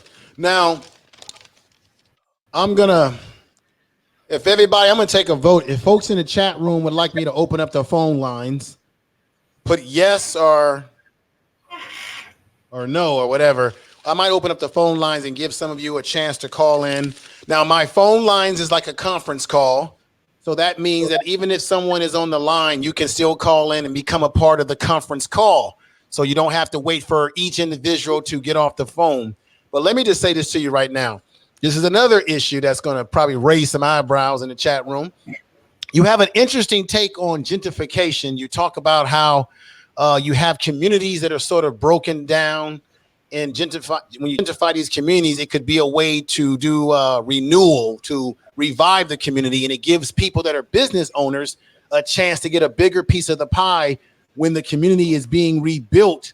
And that somehow people who are against gentrification don't understand the economics of how this works economically, in terms of why they revamp communities, they blighten areas.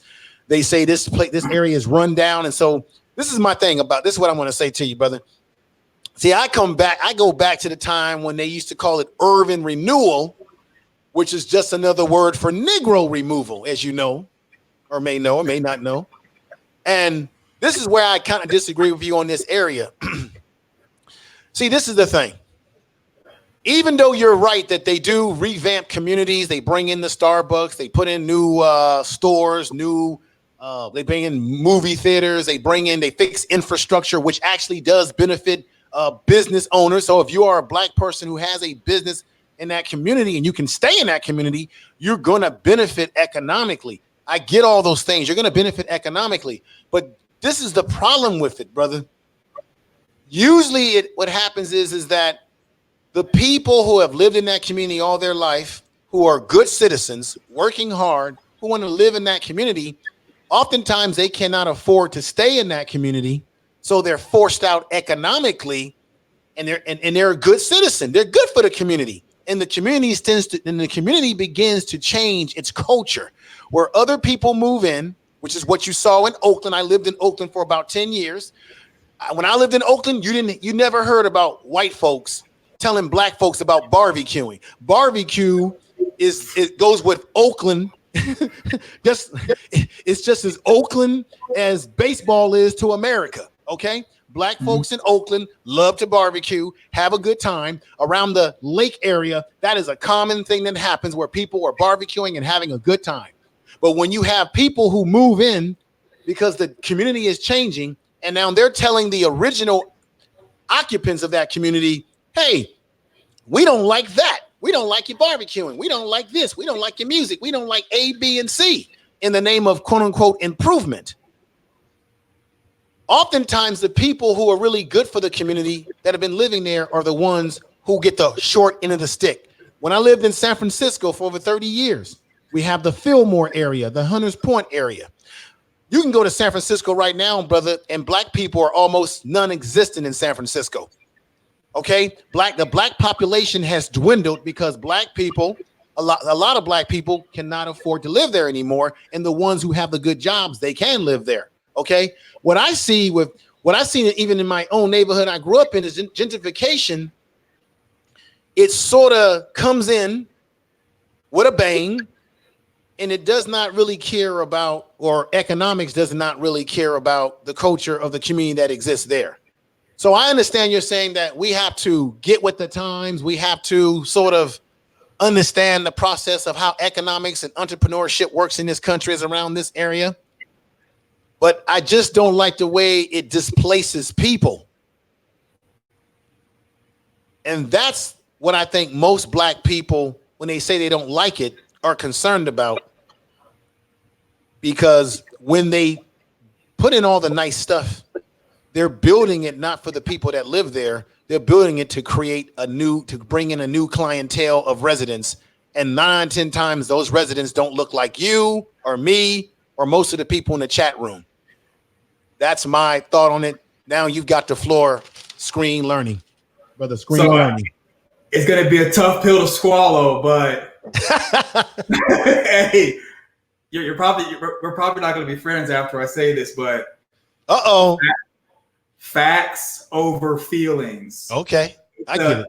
Economics is a dirty game, and so to give a really, really short story, I was recently in Pine Bluff, Arkansas.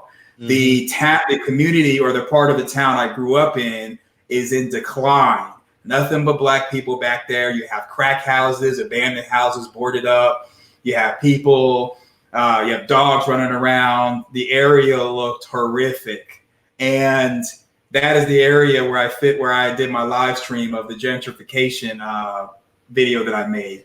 And that's just it. A lot of investors would salivate at the mouth seeing all of that property they could tear down and get the land for cheap and rebuild. Mm-hmm. The people who are there in Oakland, San Francisco, Pine Bluff, Arkansas, they don't have the resources to do it themselves. And you have a choice. Either we continue to have these eyesores here, these decrepit, abandoned buildings that people are spraying graffiti on, people are squatting in, people are doing prostitution out of, people are making drugs out of, or animals are living inside of it and ransacking. Most of these buildings and homes need to be updated, need to be renovated, need to be torn down and thrown away. And people who have resources see those areas, they come in, they create new structures, they turn the area around, and the residents who are currently there, who can't afford the all of the cost of living due to inflation because of property value prices going up, because of taxes going up, because of the gas prices going up, because of the list goes on and on and on. If they have to move, what other choice do they have besides wanting to do what's in the best interest for that area? I got it. It may be Black people who live there and they're forced to move out due to inflation, and now white people are moving in. But if Big Mama had the money to redo her house, she would. All right. Hey, I opened up the phone lines for people to call in, but I got to ask you this question. And I'm not trying to be smart ass or anything like that. I'm just asking a question. Screen learning. Have you ever took, I took a class in college. Have you ever took urban studies? I have. And so, and you know as well as I know, in urban studies, they basically tell you how they build cities, how they zone areas. And they also, there's another little secret. When I was in college, the professor was telling me about this. They already can determine where they want certain groups to live. For example, redlining. So when you go to, yep. Exactly. So in San Francisco, I'm gonna give you another little tidbit that people don't know about.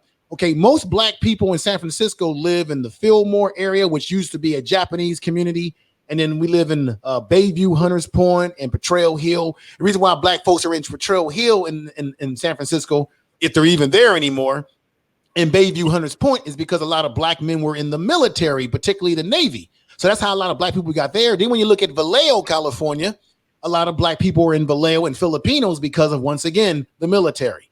You know as well as I know that when you study urban studies, they design and determine where they want people to live. Chinatown in San Francisco was originally a Black community. Then the Chinese came in and were told you can't bring your women here, but you can come here. They begin to displace Black people out of that community, and they forged it into a Chinatown. So what I'm saying to you, brother, in a nutshell, you can create the kind of world and city that you want when you zone certain areas and you decide we're going to move. So when it comes to gentrification or urban renewal, as we used to call it, they can pretty much determine we're going to move all these Black folks and all these people over here. I give you a case in point. Most Black people, including myself, when I was married and I was a young man coming out of college, a lot of Black people have left in the Bay Area. A lot of Black folks have left San Francisco and they have moved to Oakland, like I did back in '97. Okay. But then what's happening is Oakland, parts of Oakland, like the lake area, all the nice areas of Oakland are being gentrified. And what's happening? Black people are moving further and further out into the suburbs and further and further and further out. So what's happening is that they can determine the makeup of a community through urban planning based on economics, everything. Look at Brooklyn in New York. Brooklyn is totally transforming. So I get what you're saying. You're right. But I also think there's some sinister stuff going on because they can reshape a city and a place to remove certain people that they feel are undesirable. Why did white people leave the urban settings and go to the suburbs in the first place? Screen learning, you know this, brother. They wanted to get away from us. They wanted to get away from Black people. And guess what happened? Now Black people are moving to the suburbs, right? And what are white people doing in general? A lot of white folks right now are moving back to the city. When I visit Baltimore, exactly. When I visit Baltimore, brother, all my family were like telling me all the white folks are moving to the city and white and Black folks are moving out to the county, which we call the suburbs. So I think it's more to it than just economics. Economics is one of them, but I think there's some social engineering going on here, brother, too. We've been submissive as a people ever since we did not rise up and overcome our slave masters, and we waited on Emancipation Proclamation. We've been submissive to the government ever since. Okay. Which is why I'm all about, instead of practicing collectivism, let's stay on the plantation. How about we all be good? Don't nobody run away so nobody gets beat. Instead of us doing what others want us to do, we have to put ourselves in those powerful positions so that we can take advantage or eliminate redlining, reverse redlining, white flight. That's why at the beginning of the video, I mentioned about we need to see ourselves in uniform in the military and as police officers. The more that we go into those positions that have abused individuals in the past, we can prevent those injustices from happening again. Because again, we are submissive to the government. If the government came in right now and was like, we want you to get out of your home, here's your warrant, I gotta go. There's nothing I can do. I could leave the country. We could all go to another country and set up shop. But until we, as a people, get to that point, if we decide to do that, it's better for us to get into those positions to take advantage of the systems that have oppressed us. It's best for us to support Black-owned businesses and not hate on each other for those who get rich. It's better for us to ultimately support one another instead of tearing each other down, and using our YouTube platforms to educate as opposed to shenanigans, fuckery, and foolishness. Okay. Let me just say this to everybody. I put the number up. If anyone wants to call in and give their opinions, you're more than welcome. It's 313. Access code is 571-128. Of course, the area code is 605-313-5658. And the code is 571-128. So you're more than welcome if you want to call in and give your mind. Let me acknowledge some folks in the chat room real quick. Let me give a shout out to Purple Paisley, who super chatted me a while back. Here you go, sister. Thank you for the super chat. We got my sister QT1, who says, I grew up in the Valley. So every weekend I was in LA with my family, since we were the only ones in the Valley till they all got bused for school. We got my man Marcus Love in the house. We've got I'm gonna give some respect to we got the Black Cyber Network in the house. We got my main man I'm tongue-tied. Psychopatheist right now. I'm getting tongue-tied. Psychopatheist is in the house, everybody. Psychopatheist, that's my brother there. Ray Alexander is in the house. As I said earlier, let me see who else is in the house. And then we got who is this here? We got the Area 52. Area 52 is observer is in the house.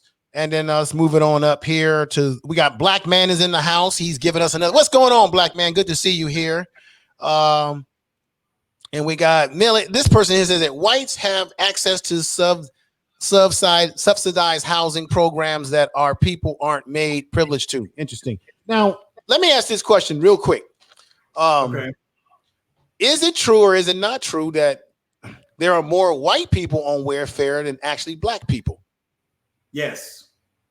So then why do we hang on, I'm going to bring you on in just a minute, brother. Why do we keep pushing these narratives that Black people are the only ones that's living the wretched life when you got even white folks and other groups? When I was in San Francisco, you see all different race of people in San Francisco living a ratchet life of different ethnic backgrounds. But I think we got a caller on. Who's there on the line? This is the Information Man Show. Welcome. Hello. Thank you for having me online, Information Man. This is Milford. Milford. What's going on, brother? Welcome to the program once again.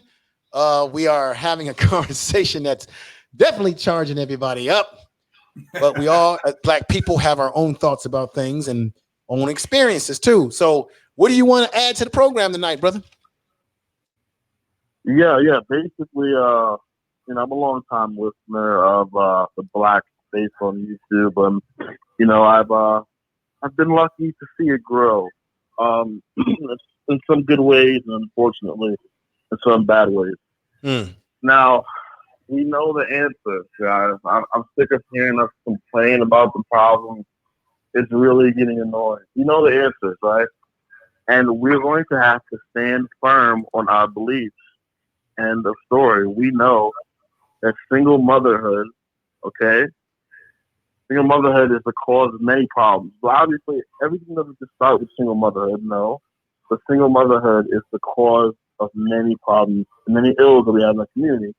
We want to buy Black. We say we want to buy Black. But how can this notion of buying Black, or this notion of racial pride, be building your kids when you have one parent in the house? That parent is working, 12 hours a day? You know what I'm saying? Like, it's not going to be instilled in the child.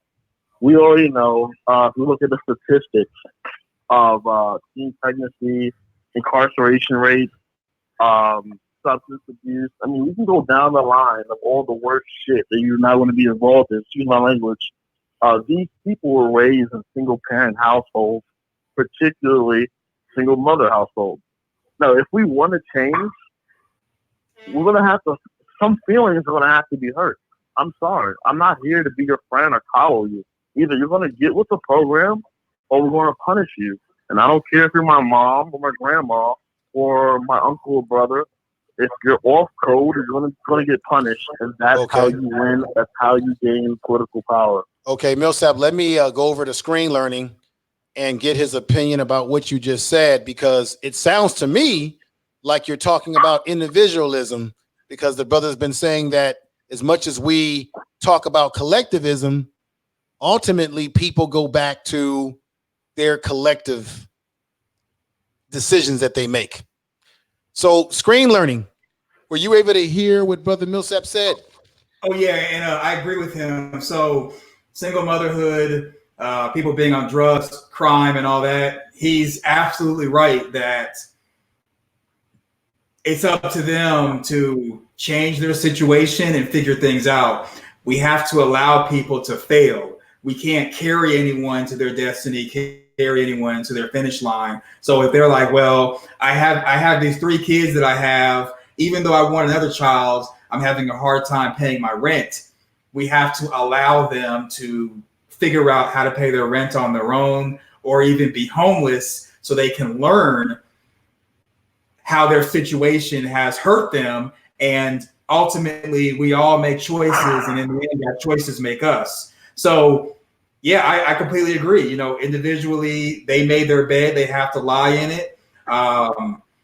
You know, she's not a single mother on her own, so her and the father got to figure it out. And as we see them making progress to changing things up in their lives and heading towards whatever goal they want, we can assist them. But giving them stuff, giving them handouts, giving them welfare and stuff is going to ultimately cripple him. So yeah, I agree with the caller. Okay. Mr. I have something to interject here. Black man was talking about because he said that he didn't agree with the point that I stated. So he said that in the 70s, the black community looked out for each other. We know where we went wrong. If you are a black man with a brain on your fucking shoulder, excuse my language, if you're a black man with a brain on your shoulders, you know where we went wrong. Okay? We're talking about blaxploitation films in the late 60s, early 70s, and then we're talking, remember, we got hit with a wave of different errors.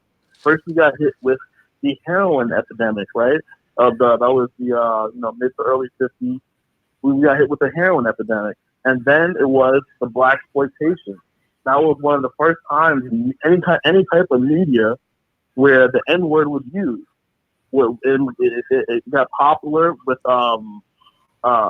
his name is Richard Pryor. It's called the bicentennial nigger. Excuse me, if you're using the word, but it's called the bicentennial N-word, and that was the first time where it really got popularized. That, when you say the N-word, that's very dehumanizing, even when you try to give it that change of connotation, like I tried to exude earlier. Like when people say, oh, she's bad, like the word bad, right? Oh, she's bad, right? And then your word and your connotation, you're like, oh, she's bad, she's pretty, she's gorgeous. But to everyone else's connotation, to the average person, when they hear that, oh, she's bad, they think that she might be a bad person and not that she looks good. Right? Right. So we have to look at how we're going to change this, right? We know what's the problem. Okay, what's the solution? We have to take back our form of media. Hip hop is not only just an art form. Hip hop is a part of the black community. Hip hop has to be taken back. Our forms of music and art and expression are very much a part of our culture. That has to be taken back. It's as simple as that. Remember, these things and these ideas cannot be pushed successfully if there is not an intact two-parent household. Okay. All right. Let me swing it back over to once again, everybody, the call-in number is 605-313-5658. access code being 571128. I heard earlier that Sonny Boxing was having a hard time trying to get in. Brother, keep calling in. It's a conference call so that you don't have to wait for the other person to get off the line. It's a conference call, so you can all be on at the same time.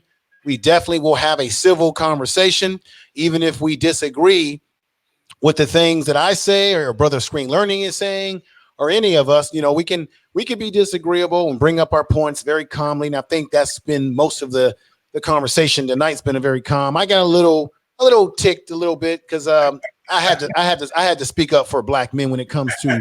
I just know too many black men. I've been a black man a lot longer than the sister who said that we're not this and we're not that. I've been a black man more than and I know I've been around too many damn black men who are doing what they're supposed to do when it comes to their kids. We just don't get the type of imagery that's projected about us in this society and get the credit that we should get, because it's the low-hanging fruit that are doing the ratchet stuff that we're being judged by that standard, and that ain't right. I'm sorry. It just ain't right. Okay? And so let's move on. So. Let me move on. Let me move on with another question. This is a very and I'm going to get back to you. Don't hang on there, brother. Can I answer his question? It'd be 3 sentences. Okay, go ahead, because I'm going to ask you this question here. Go ahead, Brother Millsap. So the heroin epidemic, the weapons being dropped in the hood and people using both. It's a shame that individuals use the heroin, use the guns, and we basically killed ourselves. It's better for us to learn from those things, because as you already know, guns don't kill people. People kill people with those guns. And the thing is, heroin, people were shooting up as escapism to escape from their problems, as opposed to being able to be in a position to solve them. So it's a shame all that stuff has happened, including the black exploitation and hip hop being taken away from the black community, and being a lack of 2-parent household. I agree that a 2-parent household is always ideal, and I kind of like that there are single parents who are making it work and doing the best they can and are raising positive and healthy boys and girls. Okay, I'm done. All right. Sonny Boxing Talk. I got the email, brother. I'm going to save it, and I definitely got to get you on my program. I know that you've been with my man Gab Talk Media. You've been on his channel, and he's a great brother. I love that brother. Just so you know, just a reminder to everybody, I had some technical difficulties because I wanted to put this live on Spreaker, but I am going to put this on Spreaker. I'm just going to re-record it into my system. I think there was something going on with the audio receiver in my on my system, so I have to fix that later so that this can be ported out to most of these discussions I'll have with people. I'm going to put into my podcast platforms because I think it's very dynamic stuff. So I really appreciate you all being here so far. So, Screen Learning, let me get into this question here for you. I've heard you say on your channel that living in the past keeps you there. What do you mean by living in the past keeps you there? So I'm a futurist, and I'm all about moving forward. What solutions can help us going forward? There's a problem here, a problem there. What can we do to solve the symptoms of the problem and the problem itself? Looking in the past, constantly going back in 1980, this happened. Back in 1930, this happened. It's okay to educate ourselves so we know not to repeat it, but to constantly reference where we've been over and over again keeps us there in the past. So I've asked a lot of people, where do you see yourself in 5 years? Where do you see yourself in 10 years? And a lot of answers is, I'm taking it day by day. I don't know. I'm trying to do some things. I'll figure it out. But they can tell you a lot of information about American slavery, about the slave trade. They can talk to you about civil rights era. It's like we in the Black community we have excelled at being historians, but not as planners and masters of our destiny. Well, hey, Anger Man, you mind if I step in to say something real quick? yeah, hang on for 1 minute. I want to make this statement. Who's called? Who's just stepped on the on the line? Is that Millsap? Did somebody else come in? This is BMT. Oh, what's going on, brother BMT? I'm gonna come right to you, brothers, in just a moment. Let me just say this one little statement to him, to brother Screen Learning. Screen Learning, have you? And I'm not saying that you haven't heard me, but I'm saying have you or have you not heard me, brother, say on a few lives, are black? Matter of fact, I did a show about it. Are black people prepared for the future? I have asked that question. I haven't gone into super detail about it, but I have asked those questions. Are we prepared for the future? Now, there was a sister early on the night. I didn't get a chance to bring up what she said. Somebody in the chat room, it was a sister, said that you have a lot of discrimination going on towards black women that are trying to get into the STEM field, right? That's the future. STEM, science, medicine. That's where we need to really be steering our kids towards, not all this sport and play crap. That's my opinion. Sport and play. Everybody already know we can dance, sing, and do sports. I mean, what's new? But the question is, I know that there's young people out there that are preparing themselves, but are we as an overall group, are we going to be left behind? And that's a big concern that I have. So I'm going to put that question out for Screen Learning right now. As much as say what you can say about that issue, brother, and then I want to bring brother BMT and I think Millsap is still on and have them add to the discussion so far. Go right ahead, Screen Learning. We as American Black population, we are behind the curve when it comes to technology trends and even information. A lot of times we spend our leisure on reality television, talking crap to each other on YouTube, and just doing, I'm not going to say the N-word, but just kind of hanging out.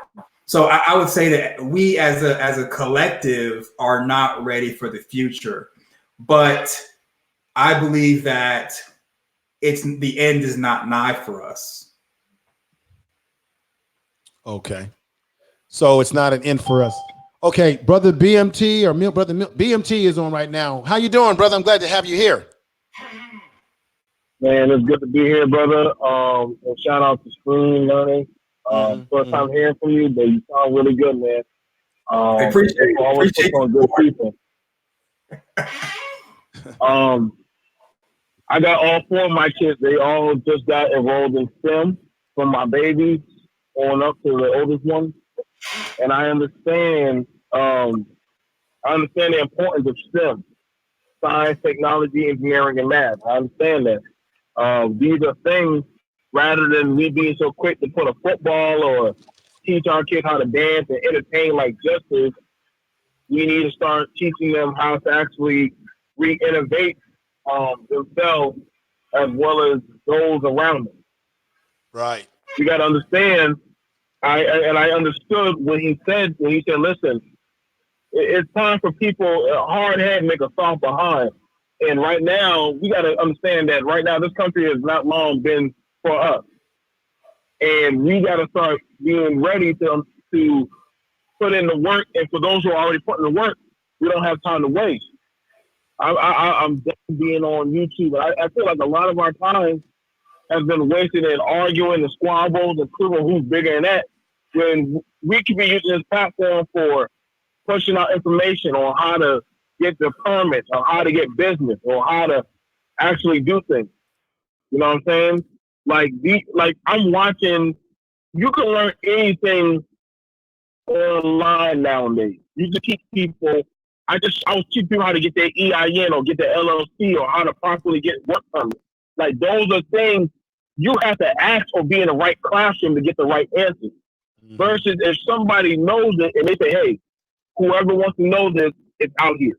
But it's funny because those be the shows that get the less views, because our people don't want to know. It's more easier for somebody to tell them what to do, when to sit up, when to sit down, when to piss, rather than say, you know what, it's going to be hard, but at least I know it will be mine. It may not be as big as that white man, but it'll still be mine. And the thing about it is, I'm fine with that. I'm appreciative of that. I'm appreciative of the stuff that we have right now, but I know someday sooner it'll get bigger. but you gotta have that faith in each other. You know what I'm saying? You know, I mean, and the thing about it, I gotta be careful when I say each other because everybody, you know, we just had the chief of police in Louisiana said it when that baby that they found in the dumpster said, everybody ain't part of your village. We need to get real about that. Everybody black ain't part of your village. Everybody don't got our best interest. I don't know why we keep on thinking that everybody needs to make it out of Egypt. We need to stop that right now, man. Because we've been doing that for far too long, dragging those who don't want to move. And that's been slowing down our progress. I know a lot of people are going to hear that. I know a lot of people will say, well, that's your brother. That's not my damn brother. But my brother will be helping me push the cart of success over that doggone ridge. I see the brothers here that want to put in the work, and there are even women who want to put in the work. Hell, my mom was a single mother of 4 kids, and she worked 2 jobs, and she learned that, yo, until my husband get his shit together, I got to do what I need to do. So there's no excuse for anybody of why they do what they do. And my dad told me when he was doing heroin, he knew what he was doing. You know what I'm saying? He understood he wanted to make that fast money, and he had to pay for that.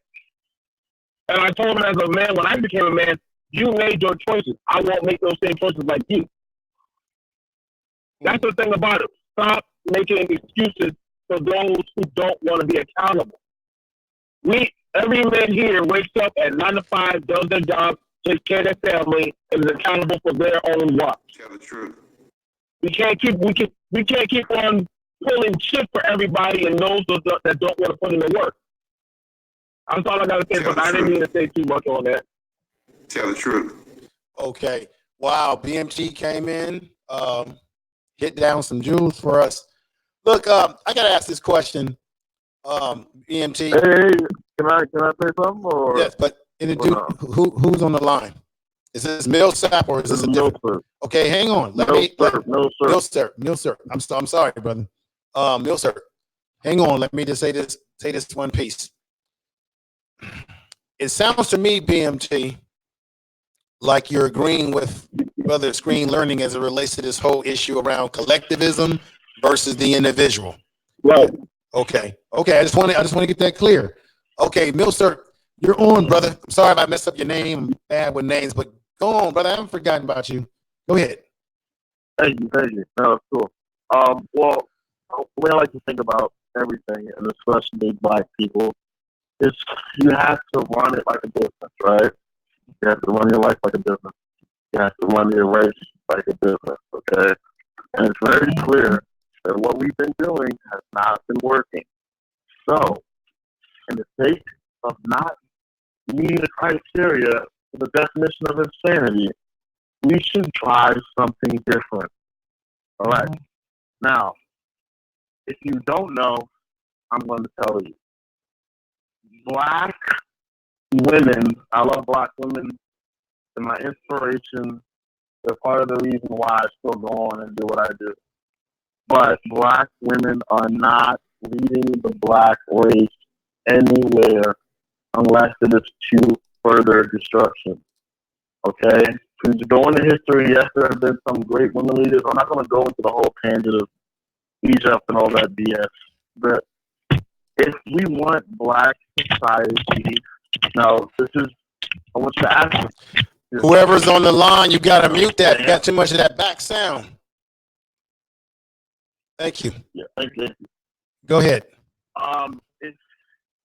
You have to be real with yourself, Black folks who genuinely care about Black people, and not just only Black men or only Black women.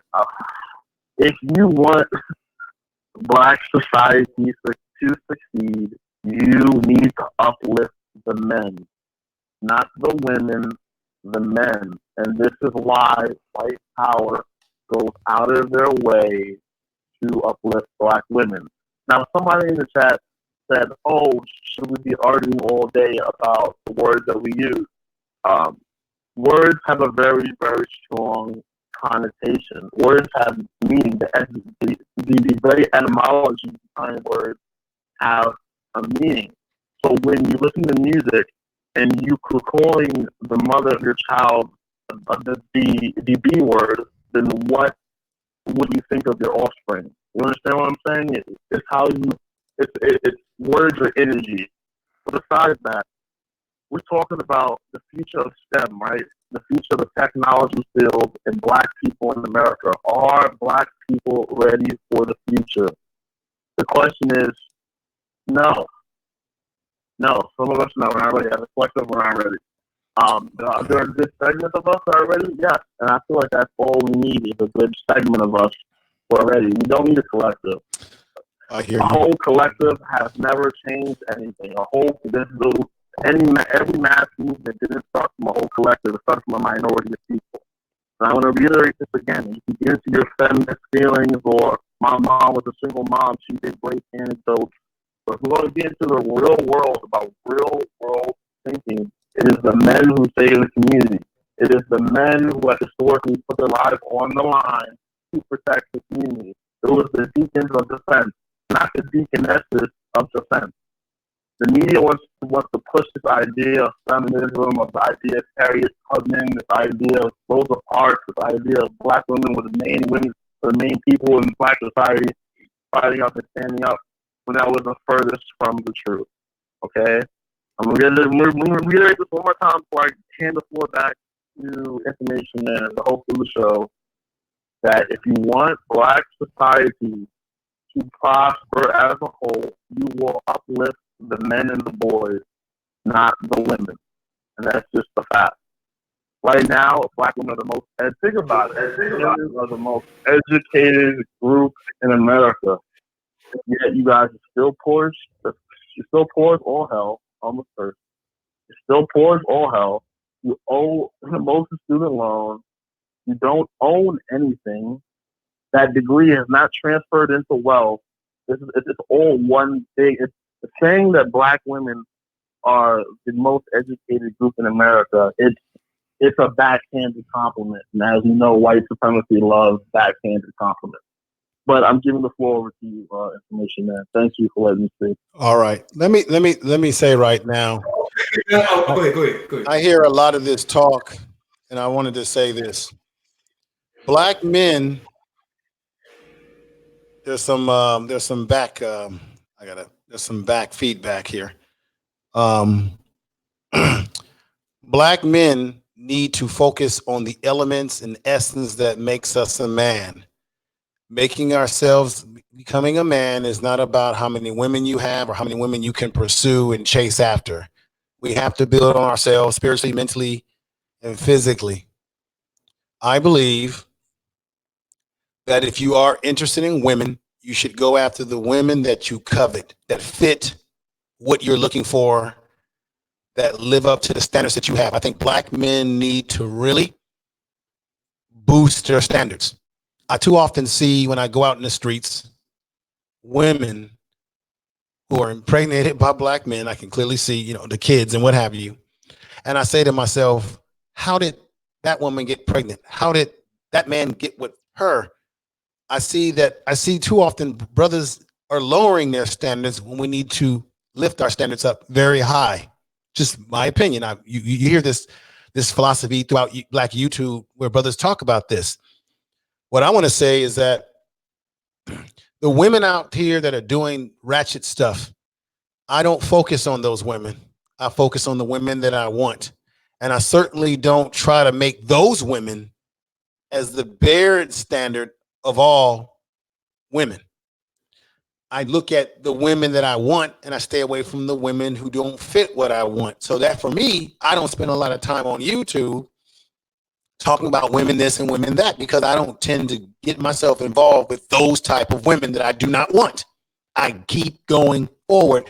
As my man, Classic Man says, Mr. Research says, walk away like a wolf, woof away. I woof away. So I think once again, single parent households, it is having an impact in some of our communities. It is having an impact. And that's why I said earlier that women have to do a better job when it comes to the men that they decide to open their legs with and have a family with and get married to. You have to do a better job in your choices. If you choose poorly and the man turns out to be ratchet and leaves you with your children, you can't then turn around and look at other Black men and say, now you're responsible for my child. Yes, it takes a village to raise a child. Yes, it does. But certainly the men that you laid down with are the ones that should be held accountable because you have a relationship with them personally that you did not have with every other black man that you may feel needs to somehow sacrifice themselves to help you raise your child. And don't get me wrong, there are black men that are doing this kind of stuff. There are black men that are with women that have children. There are black men that are sacrificing themselves every day with children that are not even theirs biologically. So that's why I got a little triggered earlier in the show and around that issue. Now, we do have a successful lady live on the show. She said that she's waiting her turn to speak. Before I bring her on, if she's on, let me make sure she's on because I'm going to go to screen learning first and go back to her. Sister Successful Lady Live, are you on the phone line? Yes, I am. Okay, stay right there because I'm coming to you. And let me let you know this right now. No matter how unpopular it sounds or whatever, say what you got to say. Be strong to your convictions, as I know you are. And we'll just have to talk about it and see what we agree with, what we don't agree with. But certainly screen learning, your sister's on here. She's come on to speak her mind. Brother, can you have any thoughts that you want to say before we give it to the lovely lady that's on? Just a few sentences. So first, we're dropping the ball by pointing the finger at black women as the end all be all to fix the black community. Okay. We as men, like you said, information man, we as men, as a part of our manhood, we have to be leaders and we have to be accountable. So both men and women have to individually be accountable. That's why I'm a futurist, because looking at the past and pointing the finger at someone, it feels good to point the finger, but what are we going to do moving forward? Because these people, these individuals, they've made their choice. There's nothing we can do about the choice they've made. All we can do is help and save our individual self and work with those who are on the path to moving forward. So I disagree with the last caller who was saying, women are the cause. They're having all these babies with all these men and all that. Just paraphrasing. I think pointing the finger at women saying you picked the wrong guy and now it's your fault. That's just the wrong way to approach fixing anything, in my opinion. That's all I have. Okay, let me ask this question because I'm going to bring this sister on. Yeah, can I respond to that? Hang on. All right, Marcus Love, I'm going to bring you in, brother. Everybody just mute yourself right now because I have to say this. It is my show, but I'm gonna give you a chance to say your piece, brother. But I got this is what we got going on. We got the sister on with us as well, so I've got to give her an opportunity to say her piece. We got brother Marcus Love, who's been doing an incredible job. I'll mute myself now. Okay, we got Marcus Love, who's been doing a great job in the chat room, putting a number out there for the show. I appreciate you. We got my man Milsurp that's on with us, who wants to rebut with screen learning has just said. So this is what we're going to do. And I got the sister on, so I got to give her a chance to speak. Brother Millsap, can you quickly give your rebut so that I can get over to the sister and then I can bring in brother Marcus Love? Can you please just make it brief and to the point so that everybody has an opportunity to speak their mind? Go right ahead, brother Millsap. If I'm saying your name right, go ahead. Thank you, sir. I feel like you weren't listening to what I said. In no way was I blaming black women. If telling black women to take accountability for their actions is blaming black women or bashing black women, then I'm happily doing so. But otherwise, no, I am not bashing black women. All I'm saying is that, number one, you have to be responsible for who you have sex with, and random black men are not going to be taking care of your mistakes. And number two, you should have your legs closed. You should be married before you open your legs. And failure to do so is, lack of self-discipline, and so on and so forth. Thank you. Okay. Now, with that said, let's bring on the sister who made some statements that got folks disagreeing, agreeing, what have you. But nevertheless, I'm glad that she spoke her mind, even if I might have disagreed with something or not. But here she is. We got ladies, successful lady live that's on with us. Go ahead, sister. Let everybody know about you, who you are, where they can find you on YouTube, and I want you to address any issues that you want to. Go right ahead. You got the mic. All right. Hello, everybody. I have been on YouTube for about 3 years now, and originally my channel was focused on teaching Black women and asking Black women to actually exit the Black community for the very reasons that we're talking about right now. Now, what's very interesting is that I was getting heat on both ends. I was getting it from Black women, Black men. I mean, you can clearly see that there's a big, huge, missing, gaping hole in the Black community right now in terms of productivity, money, child rearing, neighborhoods, education. I mean, the list goes on, right? Right. And the issue that I've been finding is that I had to completely delete 1,300 videos, hard-hitting videos, giving Black women options, telling them the truth about the Black community, because it just fell on deaf ears. Deaf ears. Wow. And so I want to take it from a different standpoint right quick. I want to address what the gentleman talked about, the closing of the leg. Now, I think the audacity for him to say that Black women should close their legs is very indicative of the disrespect that Black women experience on a daily basis in the community. Because if it was that simple, Black women, I'm quite sure, would be doing that. But I think the problem is that Black women don't want to close their legs because they want to be, they want to be the mat. They want to soak up the ills and the issues that Black men experience in this country because of racism. And so when we talk about Black women and the out of wedlock childbirth rate, we group in so many other aspects of Black life in general that it makes it very difficult for Black women to understand where they lie in all of that's happening in the Black community, okay? Now, he says, I'm saying that we have to establish that Black women will follow a dog down the alley that leads to nowhere. We've established that, clearly. But what we haven't established is, where do Black women stop? Where do we pull our hands back? And then where do Black men pick up that mantle? And then they do what with it? And that's where leadership comes in, because leadership isn't Malcolm X, it's not Martin Luther King, it's the individual Black man every single day in the decisions he makes for his family. But we have a lot of Black men that don't even choose family at all. Well, let me say this, and I'm going to bring in Marcus Love, sister. Let me say this. No, it's after you. Can I make a rebuttal? Because she did respond. Hang on, brother. Hang on, brother. I'm going to let you get a rebuttal, but I can't. I got to also acknowledge that I got brother Marcus Love on, and I need to let him say a few words. And I'm going to let you rebuttal. Everyone's going to get a chance to say what they want to say, but I have to say this. This whole issue that we've gone into around collectivism and individualism, I blame screen learning for this. But anyway, let me just say this.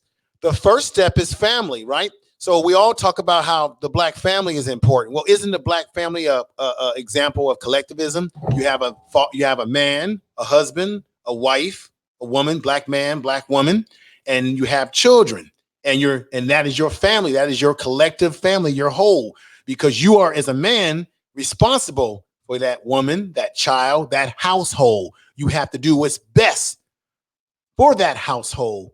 And in a lot of cases nowadays, Black women and Black men have to work collectively in balance to raise the family, to raise a household, to build something for the future. I've been saying this, we have to have the feminine energy and the masculine energy to balance everything out. I think one of the reasons why Black people have the problems that we have is because we're out of balance. In some cases, we don't even know who we are because we are living the narrative and projecting the narrative of Eurocentric values called North America. We're projecting it. And a lot of this shit that we're going through is because there's a big fat elephant in the room. It's called North America, which teaches us all these sort of effed up things. Let me, Brother Millsap, To be fair to you, because I know you want to rebut. Mercer, Thank you for being fair. Go ahead, brother. Make your statement quickly, and then I gotta go to Marcus Love because he's been very patient. Go ahead. I appreciate it. No problem. Thank you, Marcus, for being patient. I appreciate you all. Well, basically, the only thing that we've really established here is that Black women will indeed follow anyone down an alley except Black men. The fact is, if we're dealing with pure raw numbers, 53% of Black men are childless. Between the ages of 19 to 29, 73, I think 71 or 73 around that, are childless. Between the ages of 19 and 29, about 73 Black men, 72% of Black men are childless. So and that's just even one side. If you look at the disparities, right? If you just look at the disparities between Black women who have herpes, if you look at the rate of herpes contraction, then you would see that it's nearly double the rate of Black men. But how is that possible if Black women are only having sex with Black men? Well, let me interject here. We're not looking. Let me interject here. The last week I interviewed brother Prophet of Thought, and he made a good point that may fit into what you're trying to say here, brother. He said that Black men statistically are not having a lot of kids. A lot of Black men don't have kids. He's saying what's happening is that you have some women who are having kids by multiple kids by one guy, and in some cases you have women that are sharing the same dude. And I've seen this growing up in the early 80s where you have females that like a particular dude, and next thing you know, he done knocked up all these different females, and they got a child by this one dude. And so that spikes, and then so therefore a narrative is created that Black men are having kids all over town, when in fact there are a lot of Black women that are actually sharing one man. Okay, and sometimes knowing that they're sharing a man with other women and getting knocked up by such man. Okay, they like that. So that's why you'll have situations where you'll have you'll have a brother who's got 5 and 6 and 7 kids, and you'll have them by either all by one woman or different women, and they're all sharing that one dude seed. He's put his seed into all these different females. They have all these kids. And now a narrative is created that Black men are just going all over town impregnating many women, when a lot of those women are getting pregnant by this one dude that they're running around with. I have seen this personally growing up in my 49 years on the earth. Let me move on and let brother Marcus. What I want to do is let Marcus Love come in now, speak his piece. I want to get the sister back into the discussion as well, because I think she has a lot more that she wants to say. And I want to definitely incorporate screen learning, since this was an interview with screen learning. And I turn it into something else. But this is great. Fantastic. I think everybody in the chat room that's here, I see we got my man Screw 90. We got 92. 5.3 is in the house. Marcus Love, brother, say your piece, brother. You've been very patient. Thank you. Oh, I don't call in that much. Thank you, Information Man. Thank you for having me on. Greetings to you, brother Screen Learning. It's my first time hearing about you. I'll be subbing to you, I guess, to see what's up with you. It's a very interesting topic.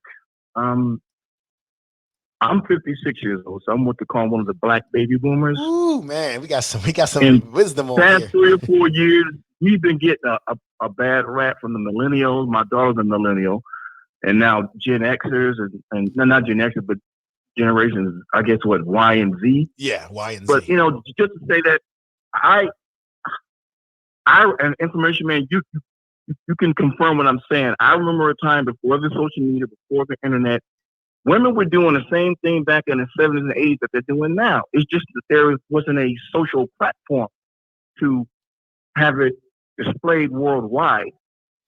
So all these problems we're having is nothing new. I'm not going to come on here and quote a bunch of statistics. I know that women all over the world have babies out of wedlock, but our people, we are always leading in that. And I'm going to say it, it's going to offend some women and maybe some men, but it's all up to the women. The women have complete 100% control over their womb, i.e. keeping their legs closed when they get a husband. You see what I'm saying? Because they have over 20, 30 forms of birth control. I've personally known women, non-black women, American women, that they use birth control. They're out there, giving up the grapes just like any other woman, but they don't get pregnant until they want to get pregnant, until they marry.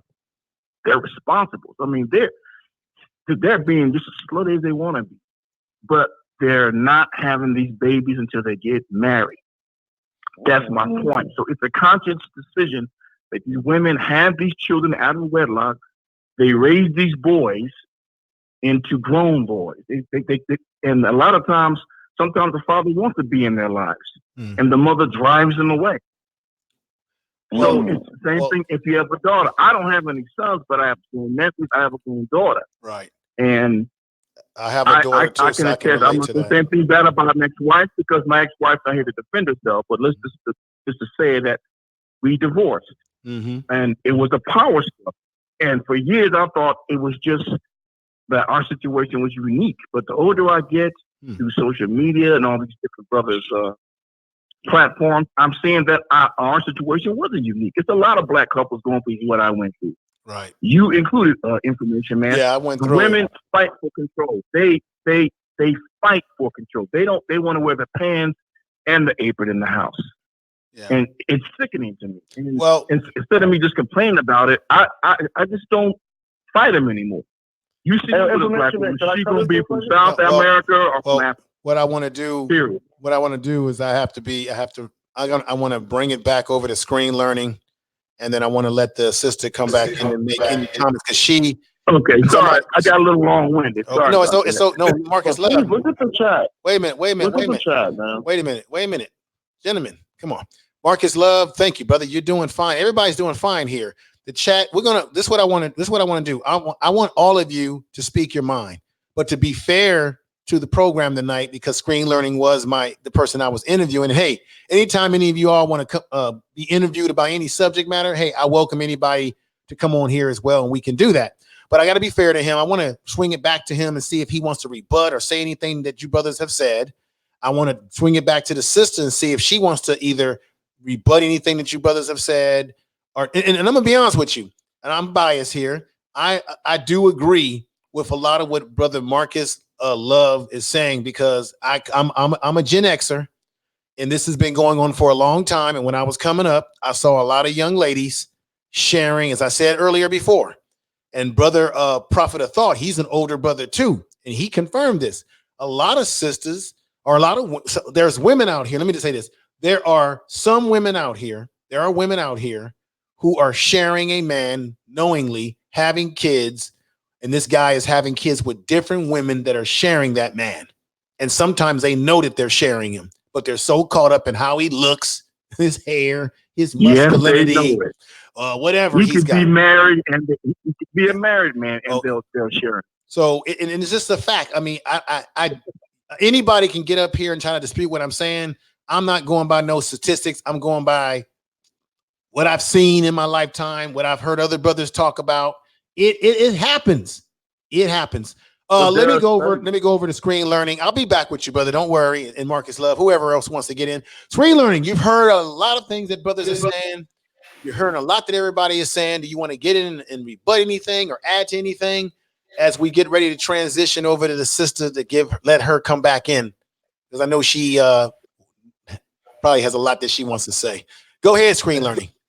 So yes, same thing for my channel. Anyone that wants to come on and do a one-on-one or a panel, I'm more than happy to have you. My email address is screenlearningcontent@gmail.com. I'll throw it in the chat for everyone to have. And again, repeating, screenlearningcontent@gmail.com. So it kind of, no disrespect to anyone, but it kind of saddens me that we're pointing the finger at just women and not focusing on ourselves individually as far as what we can do to prosper. You know, a woman having sex with 1,000 guys and getting pregnant by all of them, or multiple women getting pregnant by one guy, that's their choice. We're not going to shame the men or women into not sleeping with each other. They're going to do what they want to do, and that's fine. because we need people to work in McDonald's. We need people to work drive-through. We need people to be manual laborers. We need people for our population to be employees. Now, as far as overpopulation, again, you're not going to shame a woman into not having a baby. You're not going to shame a man into not laying down with the woman. So the Pookies and Ray Rays are always going to be there. What we have to do is focus on ourselves and what we can do within our sphere, and that is improve ourselves individually and prosper. I just think that, in my opinion, saying that, oh, it's the women's fault, they need to close their legs. And I know people haven't said it, but we're ultimately alluding to abortion. So now it's close your legs, don't have sex. Men can have sex. Women, close your legs, don't have sex, and maybe even have abortions to keep all these babies from running wild and going crazy, as opposed to letting them do what they want to do because we can't control what they say and do. Instead of us living in the past, pointing fingers, we have to ultimately move to the future and throw people away who are wanting to do the wrong thing. That's all. Let me just say this before anybody else speaks. QT1 sister in the chat room said that what about safe sex, and both women and men need to make sure that they have their stuff together before having children. Now I'm going to bring this up. There's a brother on YouTube, and I love him dearly. He's in the Oaktown area. You all know him as AM1. AM1 made some controversial statements that a lot of people were like, whoa, what is he talking about? He said that when you have out of wedlock babies being born, you have all this chaos going on like this in some cases. And once again, I want to say this, these things that are happening, I don't believe they represent all of the Black community, but it represents a portion of the Black community that may not be living their best life. Okay, in some ways. But he says that with all these issues that are going on around this subject of wedlock, baby mamas, and all this kind of stuff, that maybe Black people need to have a moratorium on having babies, meaning we should stop. And I know it's radical. I'm not saying I'm endorsing it. I'm just saying it's what he said, that maybe we should stop. Maybe we should stop having babies and reassess what we're doing. What he's basically saying is, so I got to be fair to the brother's opinion. He's basically saying that if you can't afford to have babies, then we should not be having sex and impregnating. We should not be having babies, meaning Black women should not be opening up their legs, having babies if they can't afford it. Black men should not be fathering Black children if they can't afford them. And he's talking about we need to do a moratorium and get our economics and our economics together and get ourselves together before we start bringing children into the world that we can't take care of, who will ultimately add to the ills and the impoverishment and the economic problems, because you'll be giving birth to children that are going to be impoverished. Now, that's his theory, that we should do that in order to reboot our community and focus on some other things, because if you cannot take care a child, that's an if you cannot take care of the child. So I don't want nobody to say I didn't say that. So I'm putting that on the table. But with that said, I gotta go over to the. I'm gonna put that on the table. We're gonna touch on that. But I gotta go over to the sister. Are you there? Yes, I am. Okay, and I thank you for being patient. Listening to all the brothers talking. Go right ahead, and I will get back to you. I know you're on the line and you wanted to say something, but I gotta be fair. She's been waiting patiently. Do you want to review anything? Add to anything? Go ahead, sister. The floor is yours. Well, I had some things that I wanted to talk about that the other callers had talked about, but apparently one of the people in here want to put me on blast and say that I'm part of the stat. Actually, I'm not. Okay. When I met, since we went to personal, I don't mind actually doing that. When I met the person that is the father of my daughter, I only have one child. Okay. He actually had a child. And I actually was, it put me off, and I really didn't want to date him because he had a child. But then I fell into my grandmother's love and my mother's love a man, be there for a man, blah, blah, blah. Cool. We subsequently had my daughter. Okay. Now, fast forward, 2019, I find out that he has a 3-year-old daughter at the end of 2018. I'm trying to figure out, how is that onus on me? It wasn't a man sharing situation. It was just, he's been living his life, having children that are not my child. So it seems like a lot of times when we want to talk about all of these man sharing things, that puts the onus back on the Black women, when a majority of these men are having these kids in other relationships. That's not man sharing. Okay. Can I ask you a question? Okay.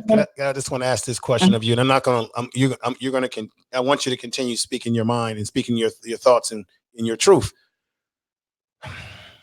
Then let me ask this, to be fair, real quick. What part of responsibility do women do is on women? How much? What responsibility? Because I know that there's a responsibility that men should have and all of those things. But what is it that women are willing to say that, yeah, this is my fault? Because I'm just being honest with you. Sometimes ladies don't always want to be held accountable for the mistakes that they make, but oftentimes we say that the men need to be held accountable. So what are women willing to accept as their responsibility? I think in this, coming from a standpoint of me addressing someone trying to out me or whatever the case is, I think your question is a little bit too, it's too ambiguous. I don't understand. I think you have to be more specific. Now, in my situation, I can't take responsibility for his other kids. Okay. Because you see what I'm saying? Now, if I go into a relationship knowing that this man has multiple children, multiple women, and then when you're looking at the numbers, you had 2 women pregnant at the same time, then I believe the onus is on the woman to make a better decision in that situation. Okay. Let me ask you this question, sister. Not to put you on the spot, but we're going to have an honest conversation here. Great. It's a great conversation. Let me ask you. Oh, thank you.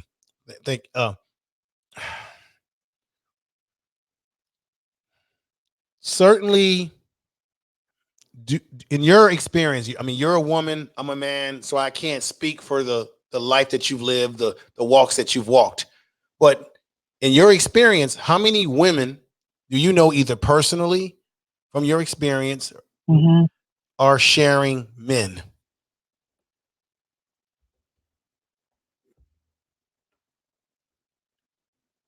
Tell the truth. I'm not going to lie. I grew up in a middle-class neighborhood. My mother was married. All of my other aunts are married. And then there's no other woman in my family on my mother's side that actually has any children out of wedlock except for me. Okay. So I think when you ask me that, I don't really hang around or have women in my vernacular or in my area where I really even deal with women like that. You see what I'm saying? Like I don't even associate with low-hanging fruit like that. Okay. QT1 in the chat room says, I think it's all of us taking accountability as individuals is the key. That question cannot speak for nor I her, just as I don't look for one man to speak for all men. Okay, interesting point that she made. And let me read Marcus Love. Okay, brother. I wanted to refute. Go ahead. I think I personally think that many Black men are accountable, but there's always all these different sides to the story. Go ahead, sister, say your piece, and then I am gonna come over to you, brother, and let you say your piece too. It was interesting so it was interesting. The gentleman earlier, he tried to quote a stat that is a popular stat that most Black men are childless. Well, if you look at this is just really interesting to me. Okay. If you look at the paternity cases and you look at the stats of Black women on social welfare programs, the amount of childless men and the amount of those women that are actually on those programs don't tend to add up. Here's what I mean. Okay. A lot of these men are not signing birth certificates. They're not. But see, this is the thing. If a woman has a child with a man, isn't it a woman's responsibility to make sure she identifies who the father is? Because there's certainly, I know it sounds like I'm bashing women, but I'm just gotta keep it 100% real and tell the truth and tell the truth. There are women that are having having kids, and they're lying about who the father is. So they'll pick the guy who's the most responsible and say, you're the father, because they know that the dude that they really had the child with is not going to be responsible. So there's been cases where guys find out that the child is not theirs, and they've been paying child support because the woman lied and said that it was their child, because they know that was a responsible guy. Why the pookie dude, he gets to run out the back door and pays for nothing. And this is why I have a problem with this whole thing about black men are not taking care of kids. Wait a minute, it's the musty and crusty and dusty dudes who are not taking care of their children. Go right ahead, sister. I think that's interesting, because once again, that's another one of those conversations that leads back to that. Okay. Majority of black men in America today do know who their children are. They do know where their children reside. So when you're looking at the stats, it's not a huge number, outrageous number of black men that don't know that they're the father of children. Okay. But like Slim Thug, I did a video today about Slim Thug and his multiple baby mothers, right? Mm-hmm. There was a child that was in question in 2013 that he found out that wasn't his kid. But the other 2 or 3 children that he had out of wedlock, he knows that those are his kids. Right. So do we have the women in that situation that had children with Slim Thug in different relationships? Or do we fault Slim Thug for continuing to perpetuate relationships and have kids with every woman he's in a relationship with? Well, let's look at what's that? Future. Future just got a woman pregnant, right? A lot of the women who get involved with guys like a Future, for example, these rappers or whoever's out there, they already know that Future got a bunch of kids. So are they just bypassing that because, well, he's got money, so maybe I can hit the lottery with him? If you know a man's got a bunch of kids when you met him, when you know he's got a bunch of kids and he reveals that to you and you know that publicly, why are you trying to have a kid with a man who's already got 5 and 6 kids? Now your child becomes number 8 or 9 in the equation. Doesn't make sense to me. But we're going to get back to you, sister. Now, I see what you're saying. We're going to get back to you on that. Now, I see what you're saying. Okay. A majority of these children that are single parent homes are not 8 different baby daddies by 8 different baby mothers, though. Mm-hmm. Mm-hmm. Let me do this. A lot of single black women that have one child. Okay. Let me do this. I'm going to get back to you very soon because I'm going to let Brother Milsurp come in and rebut whatever he wants to rebut. I can't wait to put this on my podcast. I can't wait to re-record this into the podcast. Boy, I'm going to promote this. Anyway, watch my mouth. I'm going to promote this motherfucker like Don King. All right. I watch you all the time. Yeah, I'm going to put this on my podcast and push that. Go ahead, brother. It's all yours, Brother Milsurp. I know you've been patient. It's there. There you go. Go ahead. Yeah, you're the best. Go ahead, brother. I got a segment this off, right? Okay. Let me start with screen sharing, screen shotting. Okay. I'm not gonna take any personal shots with you. I mean, I feel like there's the parent that you have a certain way of thinking. All I'm just going to say is that number one, and I believe the information man has reiterated this many times. It's going to start from the family, from the home. So we're not blaming black women for falling out these behaviors. And like I said, we know that there's more black women who are having sex with about 20% of black men. 20 or 25% of black men are probably the majority of the kids of the black race in America. That's a fact. No, it's not on board. It's a fact. What we also have to take a look at, and come on, guys, we have to be real. We know what the solutions are. We know what the solutions are. And for us to go into circles, it makes us look like idiots, like really low IQ. Number one, we are dealing with ethnic tension, ethnic conflict. If we look around the world, all the examples of strife and all conflict, it all starts back to profit and ownership. Somebody feeling like they've been swindled or diddled. In any country, 20 foreign country you can name one country and I'll tell the same way. There's going to be ethnic differences, right? I'm going to give you an example. South Sudan, right? There is a majority of the people of South Sudan are two ethnic groups, right? They are the Dinka or the Nuer, right? And we know that this is simple nature, right? The lion kills the deer because the lion can kill the deer because the lion has the ability to kill the deer, so the lion does it and eats. That's just nature. Lion eats deer, right? A person who is armed beats a person who is not armed.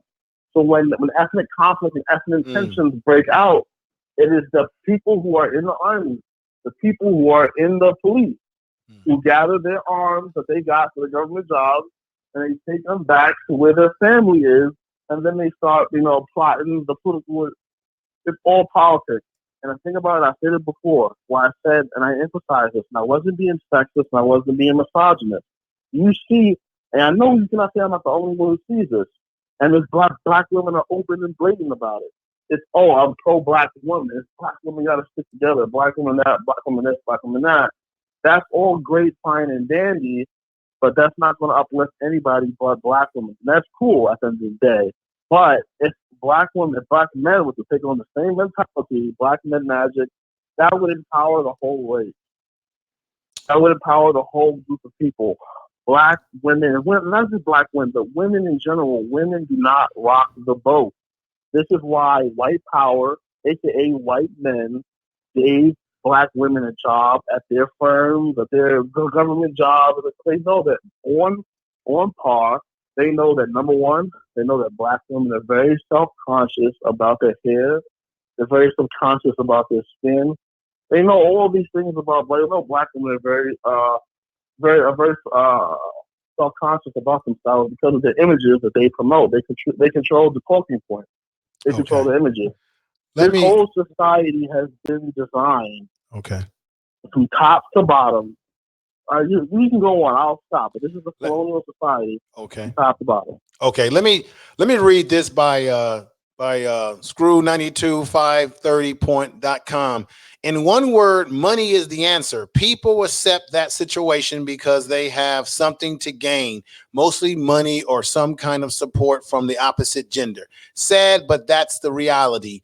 That's what that brother said. Check out his channel. Check everybody in the chat room. There's some content creators in there. Check each other's channels out. If you're using your phone, hit the avatar. It'll take you to their channel and you can subscribe to their channel if you like. Check them out. Leave a comment. Just support each other. That's the best way to grow on YouTube and work together. Let me shout out to some folks in the chat room before I go over to screen learning and run it back over to the sister. Let's see. We got my sister, I Am Tasha in the house. We got Successful Lady Live is in the house. We got the Black Cyber Network in the house. QE1. Let's see. Got some back sound there. Let me see who else we got in the house here. Sunny Boxing Talk. Black men relax their hair first. What an idiot. Huh? What are you talking about, brother? So some person said that black men relax their hair first. Like, I don't know, but brother, I'm in the middle of trying to shout people out in the chat room. So let me continue doing that. Sorry about that. Yeah. I was in the middle of shouting out. I don't know all the details of what's happening in the chat room because I'm doing all kind of things at once, brother. But let me shout out Marcus Love again. Alex Express 3 is here. Peace to you. Good guy there. Check him out. He's got a great channel. He's a trucker, but he talks a lot about YouTube and how you can improve your YouTube channel, the algorithms. He's someone you definitely want to take a look at, because he really talks about some really good stuff, especially for the content creators if you're trying to grow your channels and build your channels up. Then we got Alpha of Mega in the house. He says this: Future is a celebrity case. That's right, celebrity case. You're right, brother. And then let's see who else we have up here. QT1's in the house. We got Clinton in the house who says, I'm catching you for the first time. We got Green, Organic Love. And if I'm not mistaken, Earl Owens said that his daughter is in STEM. I meant to say shout out to him. And that's fantastic that his daughter has gone into science and what have you. And he says that she's doing well. So peace to him and everybody in the chat room. If I didn't get to everybody, I apologize. I'm just trying to keep the program going in a direction that it's been going, in a good direction that gets us to getting to solutions. But we got Earl Owens in there right now. Congratulations about your daughter in STEM, brother. I'm going to be doing a video about that, so be on the lookout for it. Okay, screen learning. You heard a lot that's been said. I want you to speak whatever's on your mind because I'm going to swing it back to the sister. So go right ahead, brother. All right. So as I've already stated, we're not going to shame. We can't shame anyone into not sleeping with someone or sleeping with a certain person over who they want to. It briefs well. It sounds good. It's possible, but not probable. So to be realistic, because I'm also a realist, it's better to leave those individuals to their own devices and worry about ourselves. Some people say, save yourself, Black men. I say our solutions have to be individualistic in nature. And again, pointing the finger at, women, saying, this is my opinion, but saying women need to close their legs, they need to wait for marriage to have sex. That stuff sounds good. I don't disagree with it. It's just that people are going to do what they want to do. People are already practicing those things. They're waiting for marriage. It's just that the ones that the media highlights and the ones that we see in the street don't. So why are we trying to save them? Why are we trying to give them a solution that they don't want to accept? Leave them to their own devices. Let them do what they want to do. Okay. We have to, unfortunately, be somewhat of elitists in focusing on how we can improve not only ourselves, but those who want to make the right decision, those who want to do the right thing, even when no one's looking. I say those that, if Bonquisha wants to have a bunch of babies, let her have a bunch of babies. If Walmart's if Walmart, go ahead. This is the reason why. See, earlier in the show, when you threw at me about whether Black men would be willing to take care or write a check and take care of a single mother who has a child out of wedlock, this is why I said what I said. And here comes the contradiction, brother. I'm hearing you on the one hand say, well, see, you're saying that Black men won't help certain women out unless you have a relationship with them, or that we do it collectively through organizations, right? You said that. You said that. Maybe let me say it. Either I said that we do help out communities collectively in organizations. I said that I do tend to help. I will help someone that I personally know that's on hard times. I said in general, when you look at it from a Black manosphere point of view, I don't think in general that most Black men are going to want to take care of a woman who has a child that is not their child per se, because your first responsibility is to your family and to what is going on. So that's where you did say, well, see, that's where collectivism does fall apart. But so even though I made those statements, I see on the one hand, brother, that you're saying that in some way, okay, we should leave those type of women and those type of situations alone as men and focus on ourselves in some ways, right? Isn't that a contradiction? Because that's why I was saying that most Black men wouldn't be apt to want to take care of a woman that they have no connection to individually and a child that's out of wedlock. That's the reason why, coming full circle to what you're just saying right now, screen learning, is why I said that. Because most brothers are saying nowadays, especially with the millennial generation, hell, the millennial generation is saying they don't even want to get married, let alone be taking care of somebody that ain't really theirs. So once again, we're in a pickle here, because what direction are we going in? And I'm not saying you, but I'm saying What the hell are we to do, screen learning?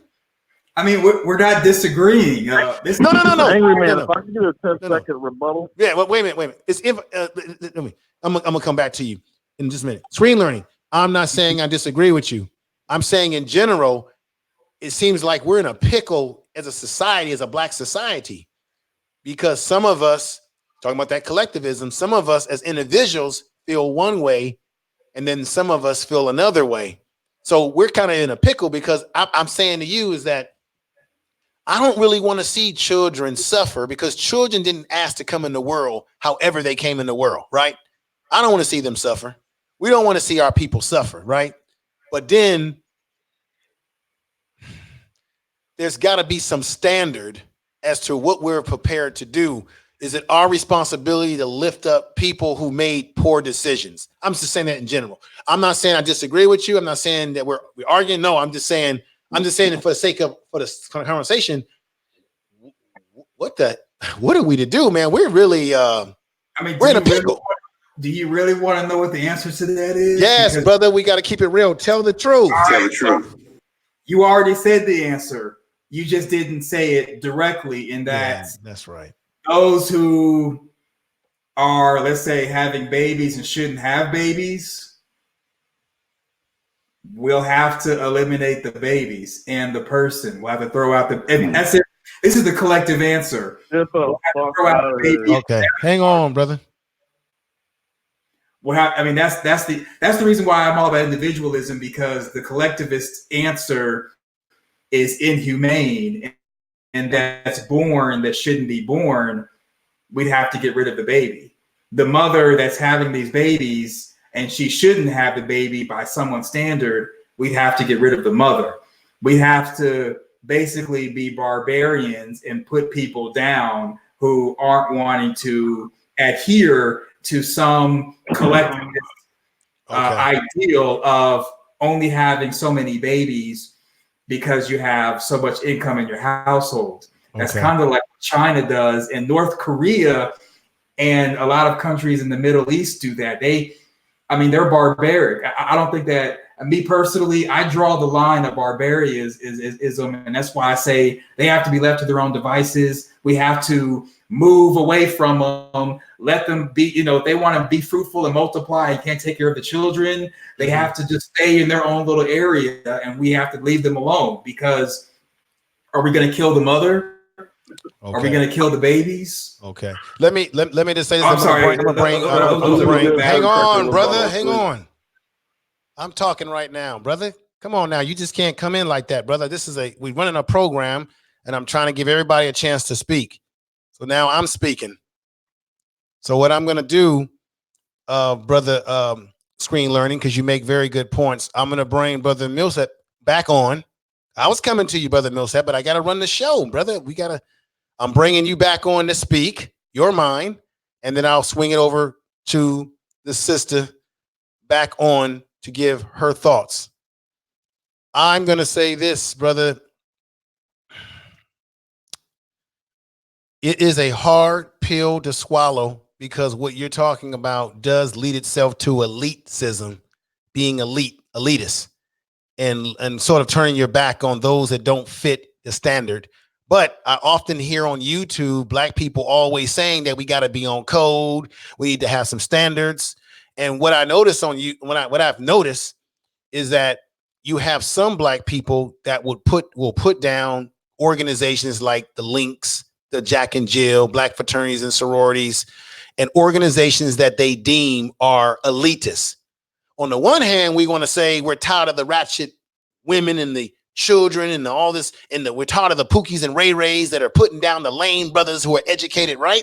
On the one hand, we say we're tired of that, but on the other hand, we criticize Black people who are living a elite life. We can't, I'm not saying you, screen learning, but we can't have it both ways. Either we want the elite life or we want the downtrodden. Which one do we want? So that means you can't criticize Black people who are on an elite level, because to be elite means you must be exclusive, which means you must exclude people who don't fit the standards.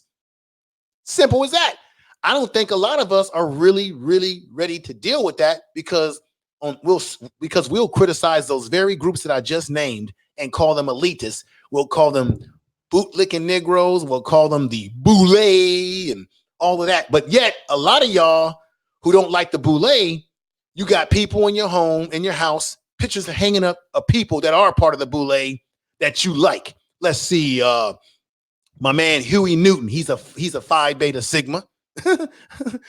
Paul Robeson's a member of my fraternity. Dr. Martin Luther King's a member of my fraternity. I could name a whole slew of black people who are in that elite class of the bourgeois that you definitely look up. Some of you look up to, and I'll break your hearts with the names that I could rattle off that you will say, "Oh my God, I didn't know he or she was a member of that." I could break some hearts here. I know the names. I could rattle them. They're people that you look up to in entertainment, education, politics. I could name them. Okay. With that said, free learning, I enjoy you being here. This is what I'm going to do. I'm going to go back to the sister. Before we end tonight, because we will get to a conclusion, I want to talk about the military, and I definitely want to talk to you, have you explain. Oh God, I know you talked about taking a mental break from things sometimes.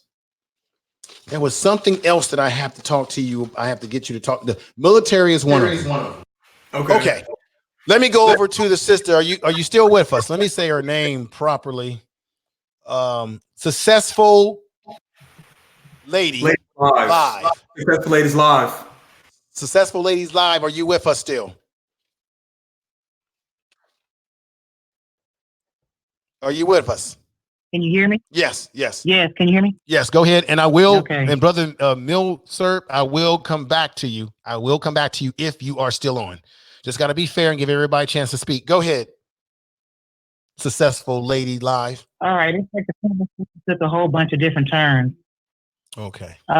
Is there anything specific you guys want me to address, or? Can I speak? You don't know what you're talking about. Can I speak, bro?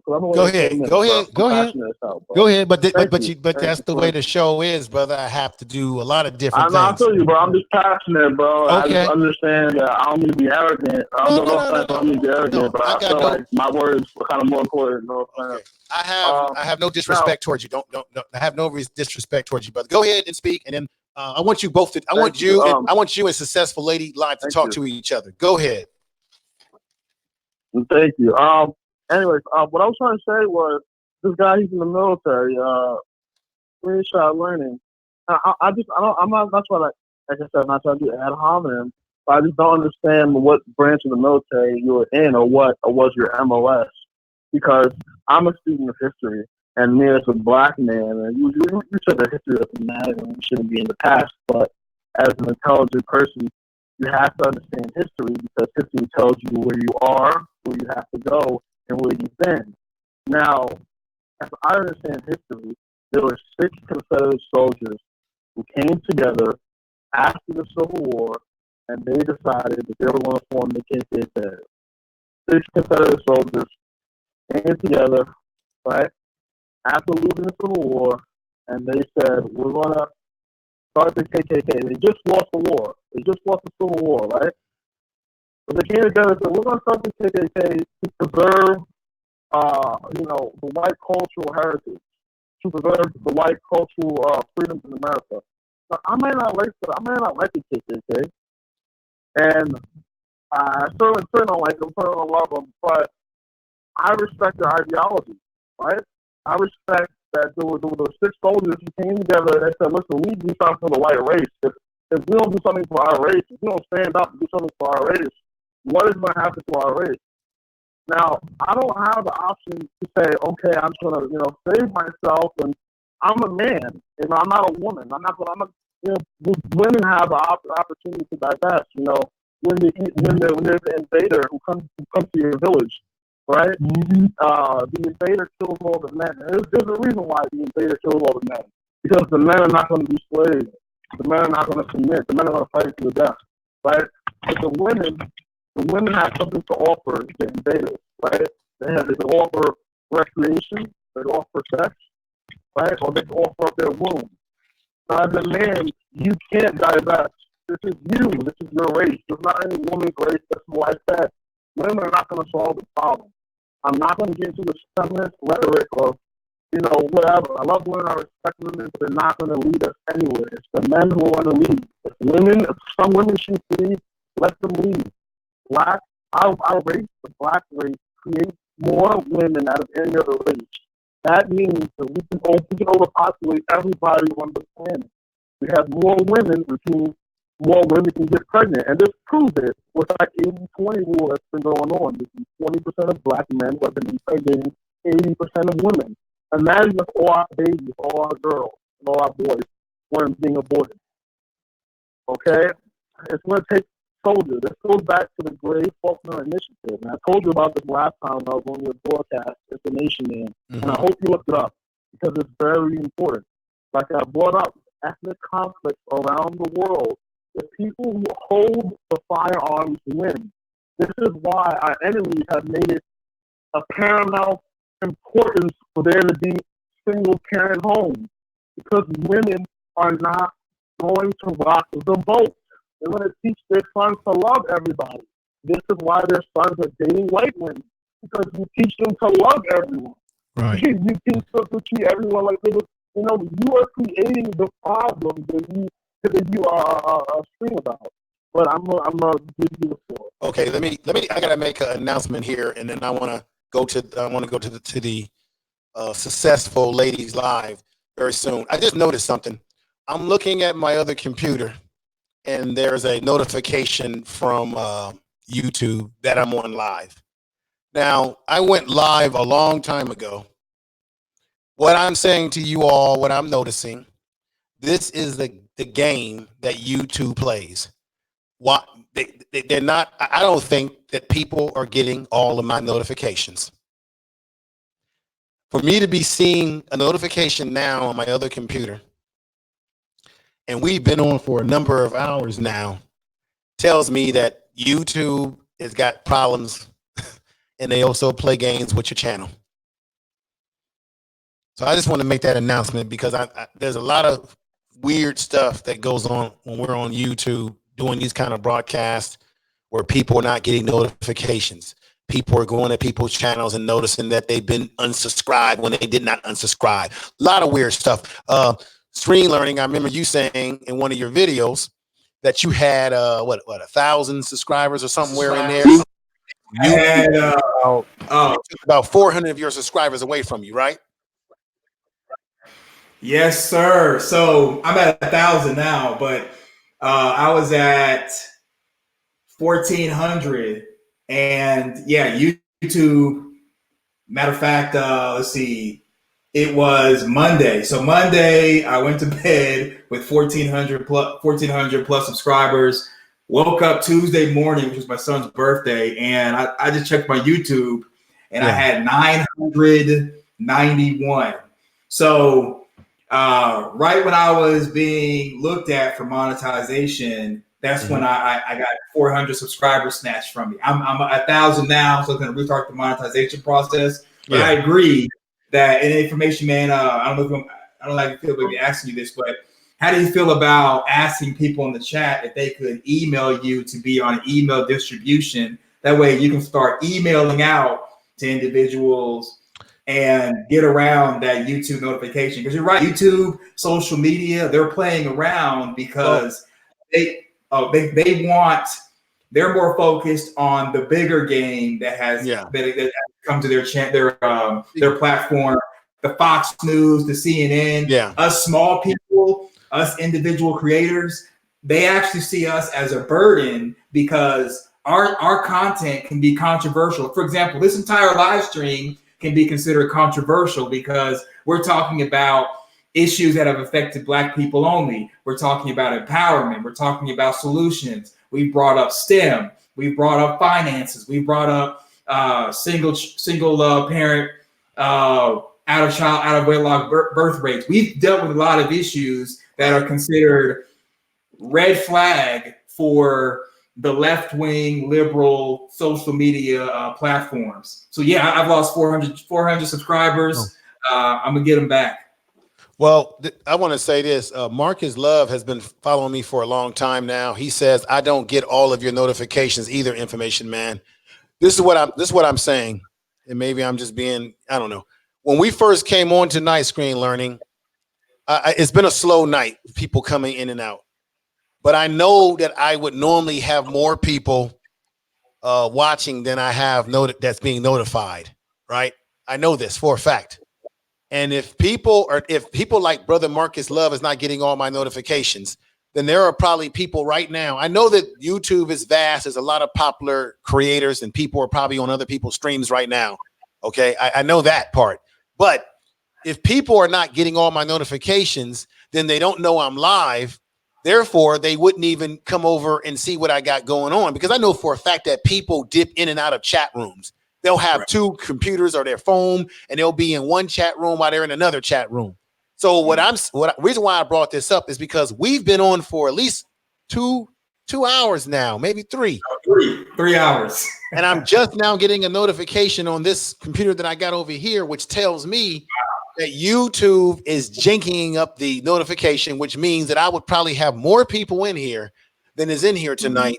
And I know there's certain topics that are more steamy, right? If I was talking about something that was more steamy, like the situation that happened to the young lady that was killed by the cop, well, people run to that type of content. I get that. But yeah, it tells me that what's happening to my channel tonight is that YouTube is doing me a disservice, and many of you all out there who are not getting proper notification. Now, what I normally do is I send out stuff to people that know me. But this is another thing that YouTube did, which is why I know that they're playing games with us. Remember when you had your creative tab, you could actually send messages to people on YouTube through YouTube. Well, I used to always send my notifications to people that I was going on live. You notice YouTube got rid of that for some mysterious reason, right? So now I can't even connect with people that I'm connected to on YouTube through the back channel messaging. I think they did that purposely to hurt smaller channels from being able to bring the crowd to you, because they don't want people hearing this type of content. They want you listening to the Breakfast Club. I myself have taken the mouse on my computer, and let's say, for example, I'm trying to click on one of your videos, Screen Learning, and as I'm clicking into your channel, it's bringing me to the damn Breakfast Club or some other crap that I don't want to watch. So they're purposely pushing you to watch stuff and not stuff that you want to watch. They're pushing certain channels. They're propping up the celebrity channels. It's a damn shame. Okay, now let's get back to Successful Lady Live. Go ahead, sister. You got the floor. I'm giving you the floor. Speak your mind. I'm gonna let you speak. We're not gonna cut you off. We're not gonna interject with other people until you finish everything that you got to say. Go ahead. All right, thank you very much. Now, the other gentleman said he knows so much about history and stuff, and it seemed like he wasn't aware that Black men were the first natural hair movement. Does no one know this? You say Black men were the first natural hair movement? Yes. I would agree with you, because I remember back in the day when Black men were wearing the locks and wearing the braids in their hair. And I knew this very well, because what did a lot of Black people do? I'm telling the truth here. Tell the truth. What did a lot of Black people do to people who wore braids and locks back in the 80s? You made fun. I knew a guy who had the braids in his hair styled, and they were making fun of him, saying he looked like that he was a girl. So people are so into locks now and into the braiding now, but there was a time when Black people would make fun of other Black people who wore their hair in that style, whether female or male. No, I mean Garrett Augustus Morgan, the one who created the hair relaxer kit. Okay. So, well, what about CJ Morgan? Madam CJ, what about her though? She made the hot comb, didn't she? She made the hot comb for overseas, the relaxer hair care system. Okay. When she first started selling it and became a millionaire, it was for French European people and stuff to straighten their hair. Now, as far as like straightening our hair to go into white society, Black men were doing that first. Yeah, it was called a A conch, right? A conch hairstyle. Yeah. Yeah, Malcolm X had that hairstyle, and it burns your scalp when they put that lye in it. My God. Go ahead, sister.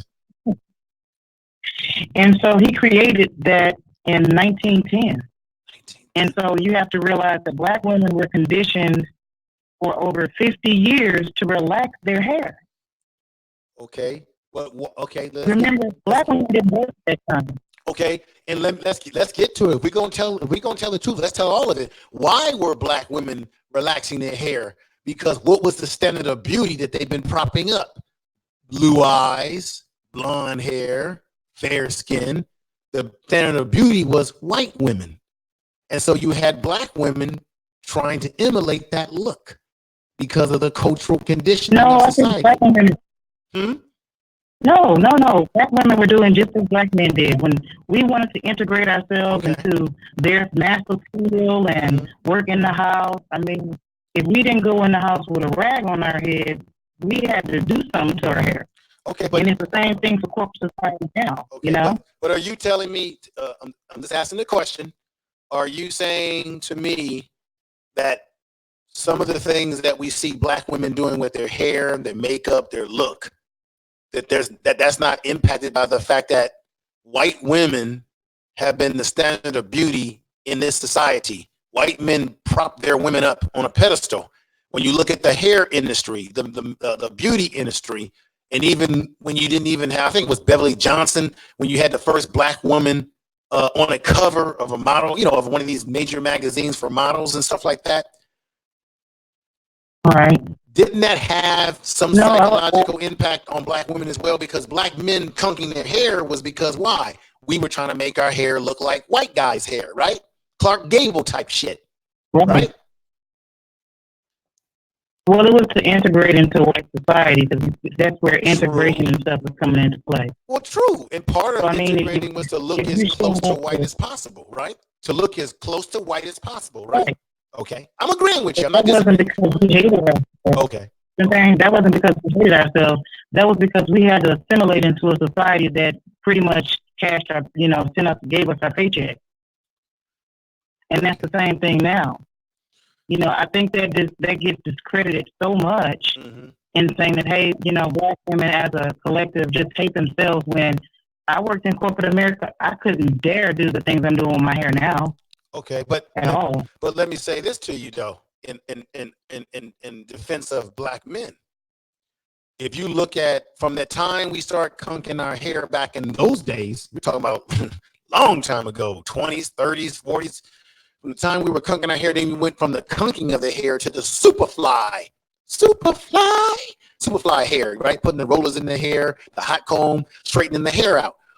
All of that, I'm sorry, in America, we are culturally conditioned, okay, to see white as superior and Black as inferior. And as a manifestation of that cultural conditioning, we will underestimate, undervalue, and marginalize each other. And we do it to each other. Society does it to us. And the look of Black men engaging in that type of look, as well as women, was not just because we were trying to be accepted to do the job, but we were also culturally conditioned to see white as superior and to look as close to white. And let's not forget how Jesus, having that white Jesus in your household, in your church, that played a role on you, because Jesus had what? Blonde hair, blue eyes, and fair skin.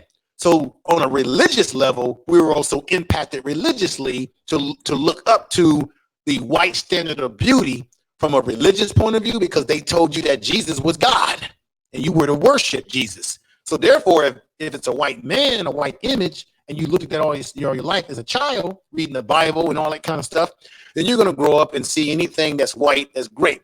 I remember going to beauty shops, and I remember Black women getting very excited when a woman would have a light-skinned child, or she would date a light-skinned guy and say, "Ooh, your baby gonna have good hair, girl. Come on, I go back some." Okay, Black women would say that kind of stuff. Your child gonna have good hair, and your child gonna be, and they would, okay, here's another one. I'm taking it back.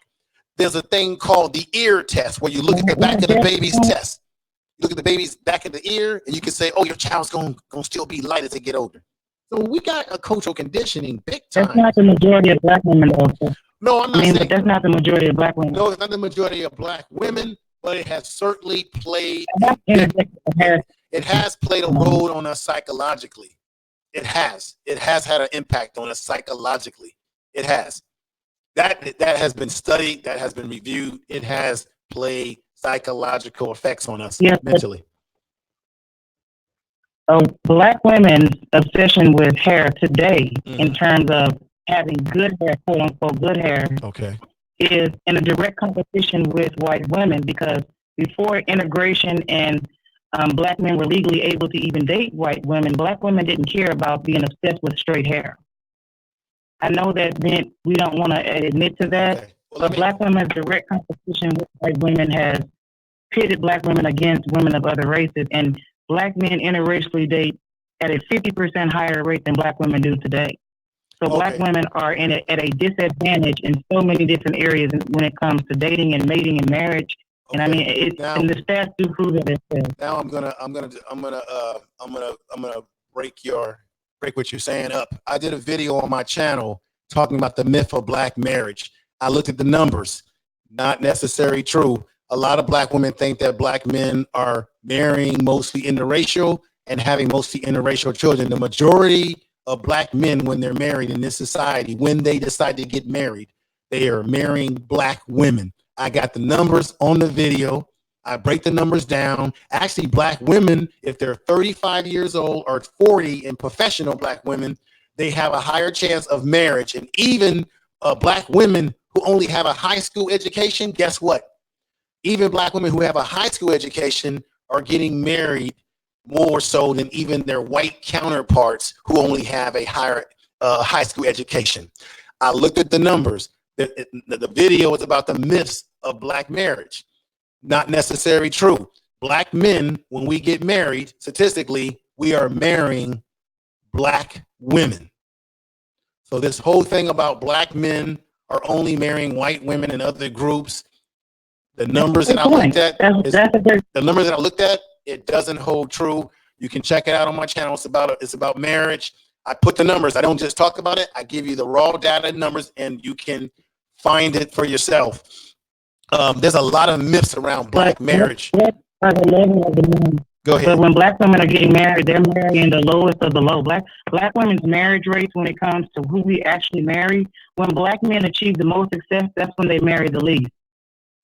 The most impoverished black men that are making less than $20,000 a year are the ones that marry the most. Okay, then let me ask you this question. So when you're looking at the marriages, that's why so many lead to divorce. Let me ask you this question.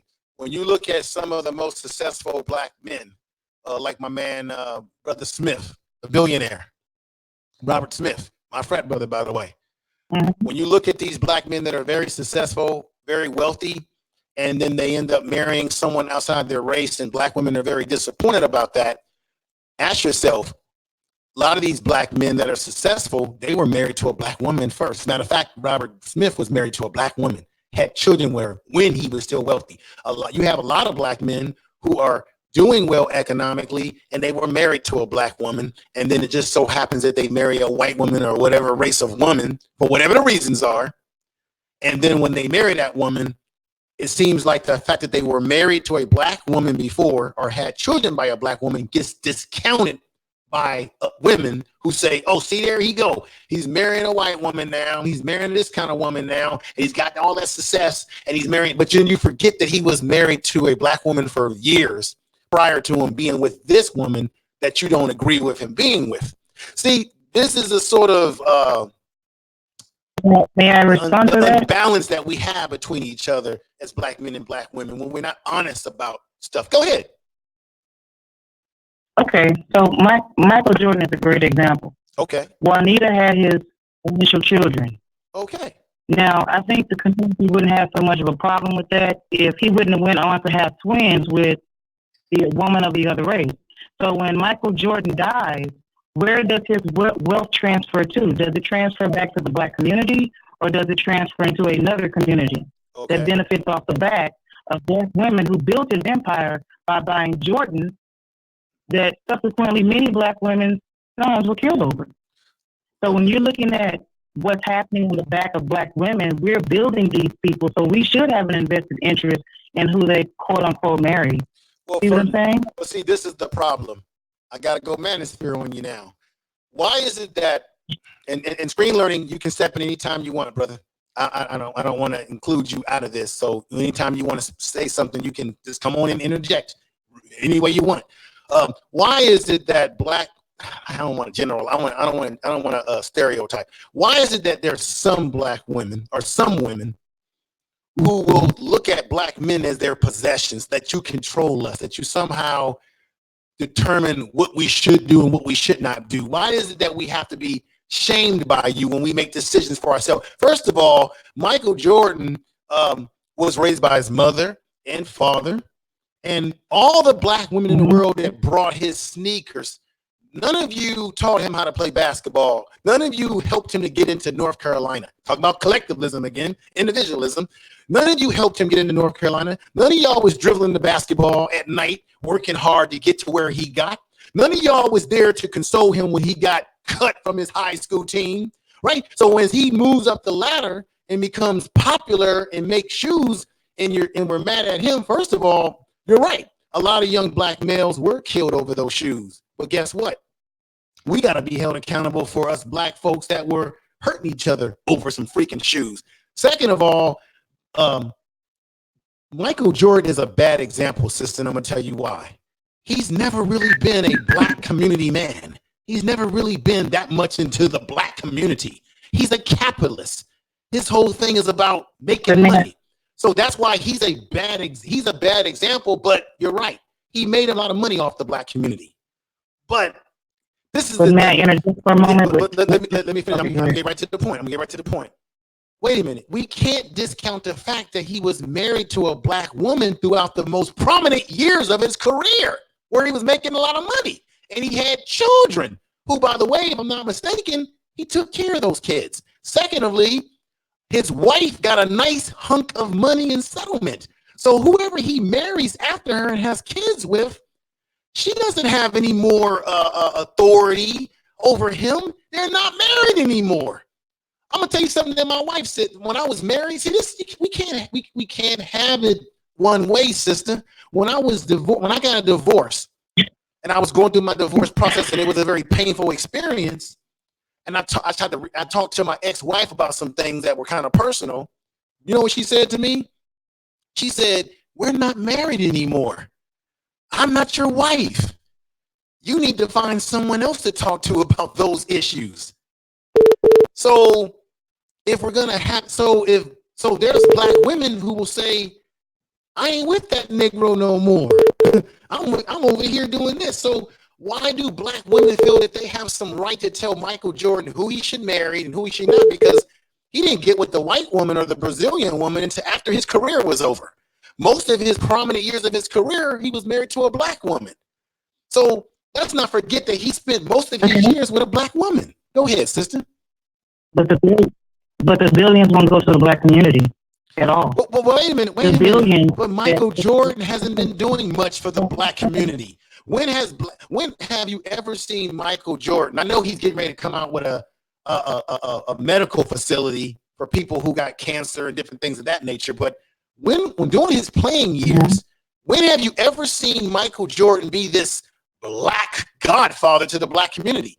I remember when he was playing, many times he would try to escape from dealing with black issues. When they would bring issues to his attention, he wouldn't say anything. He would be like, "I'm just a player. It's not my job. When I retire, I'll be more active." The Negro has never really been a black Moses for us. So that's why if his money goes somewhere else, it ain't going nowhere for the black community now. When he wasn't with the white woman. And nowhere is it when you become a billionaire and can be most effective in black communities, it's not going to go back to the black community. The black people built him. Black communities built Michael Jordan to what he is. Okay. Here's how we know this. Pretty much Michael Jordan was the representative of what young black men could be. I can be like Mike. Now, whether it took off with white America and people of other communities were buying up Jordans as well, when you look at a majority of that wealth transfer, it came off the backs of single black mothers who allowed their sons to see him as what they could be. He became See, sort of like father figure. Once again, this is the problem. Once again, you're making the point for us, sister. That's the problem. You got single mothers using an athlete as the standard of what it is to be. No athlete should be the standard of what it is to be a man. They're an athlete. Their job is to sell you shoes, sell you drinks, and to get your ass to buy a ticket in them expensive seats. Okay, this is what happens when you don't have black men in the black community. It allows our black sons to make the wrong people their mentor, when it should be a black man that they see every day working hard. Michael Jordan is a poor example for us to be using as the barometer for black manhood. And secondly, black women didn't have to buy those goddamn shoes. There were black women that knew that people were getting killed over those Michael Jordan shoes, and they were still buying shoes for their sons, knowing that. Don't buy the shoes. Don't buy the shoes.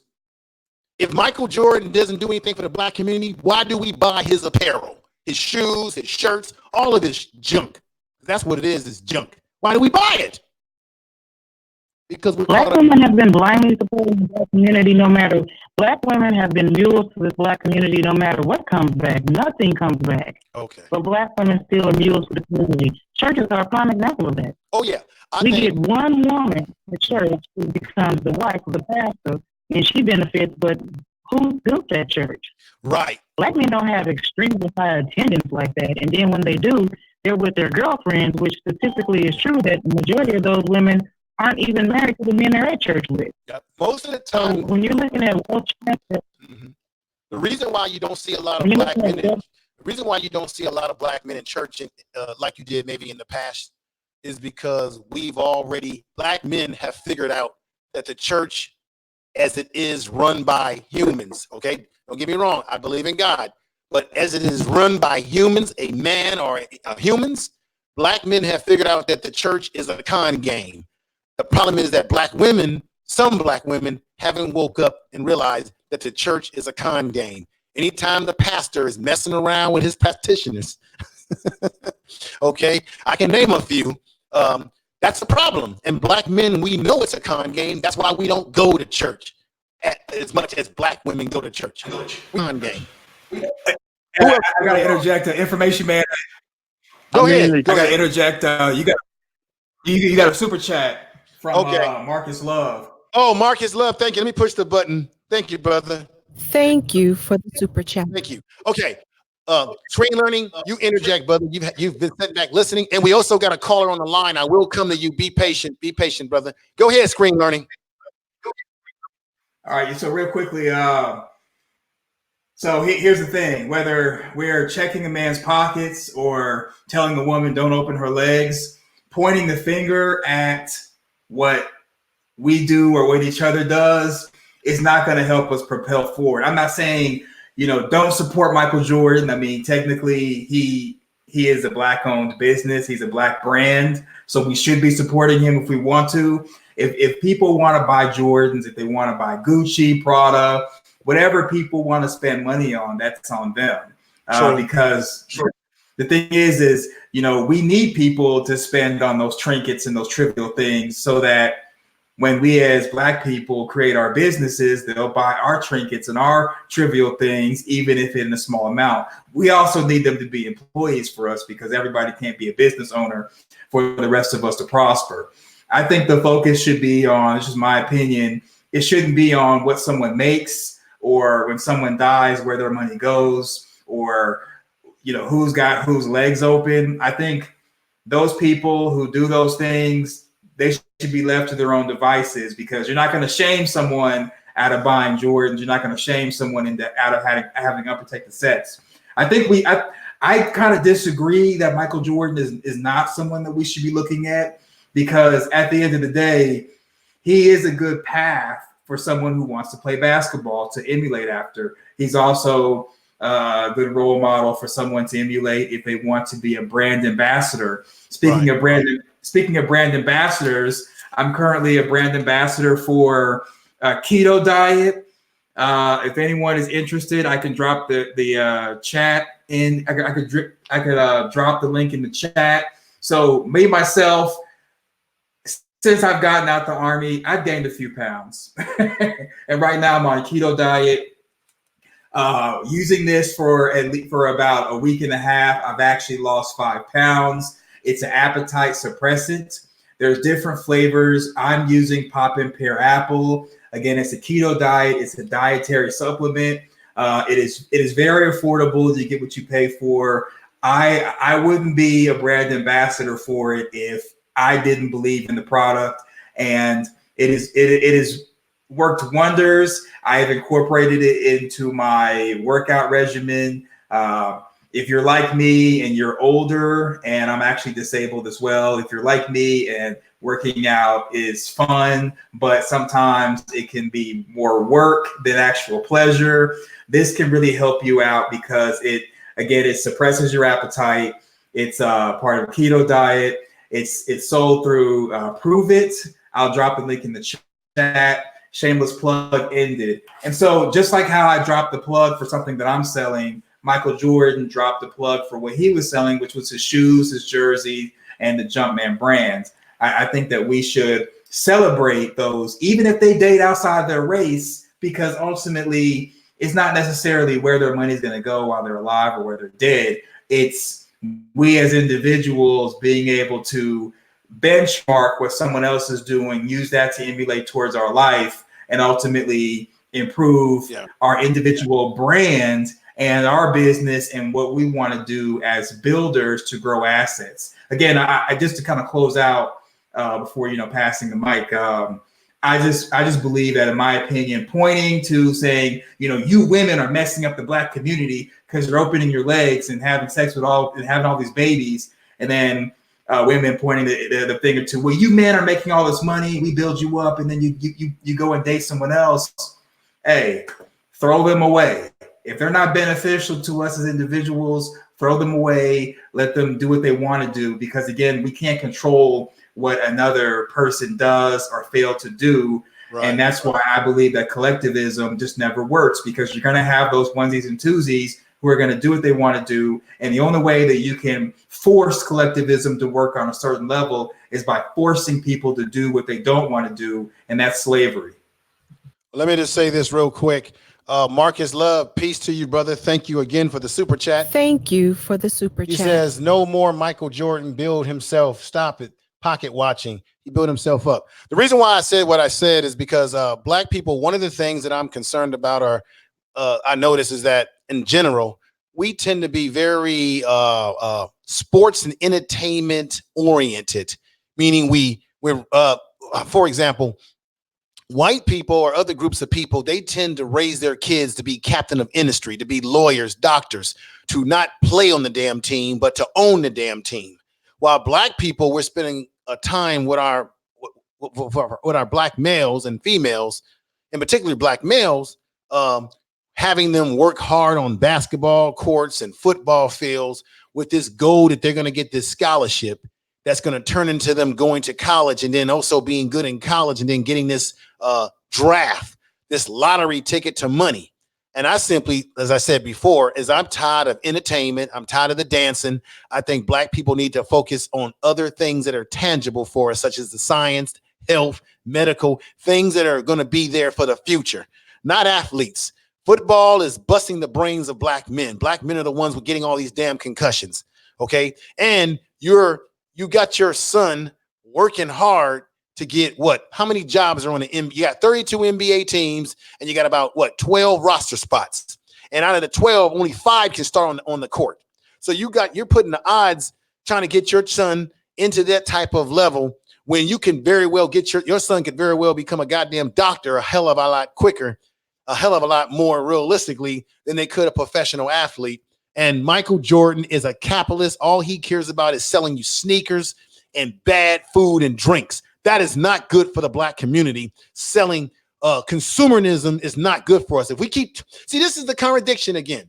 If we keep saying, if we're going to say that we got to support the Black community, and yeah, by definition, Michael Jordan is a Black entrepreneur, but we also got to certainly think about the product that we're investing in.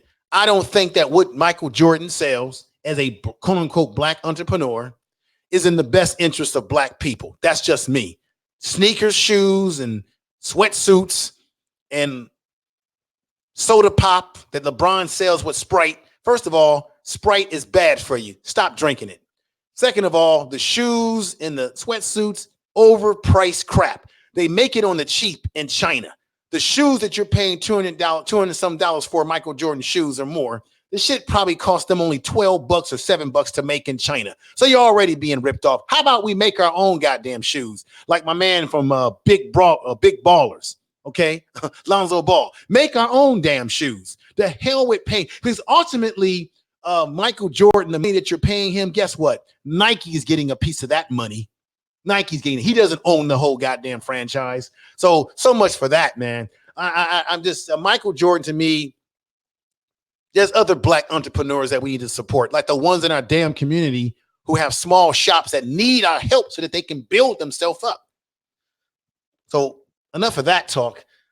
Thank you once again, Marcus Love. Now, who's on the line? We've got who's on the line with us? Hey, what's up? This is Milford. All right. And we got the sister on here. What do you want to say, brother? It's more or less not really a rebuttal. I think what people have, especially in the black community, really have to understand and get in their heads is, number one, black women and black men, we are not equal. I'm going to say this again for the kids in the back who are chewing on crayons.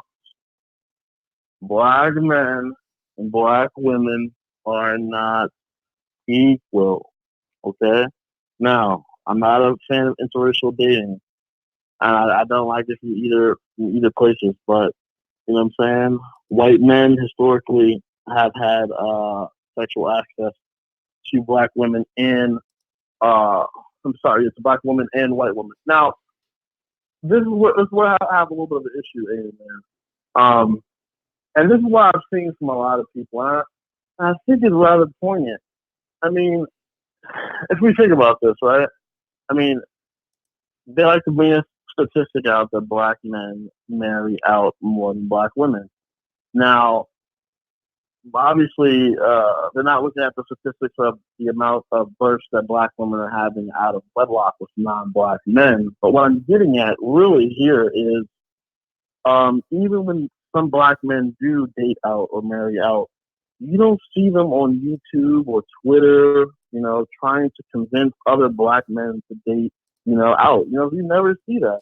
If it's a black guy dating out with Asian or some whatever, we would never know unless we see them out in public. You know what I'm saying? Who even cares, right? But when it's the shoes on the other foot, they're making videos, they're writing books.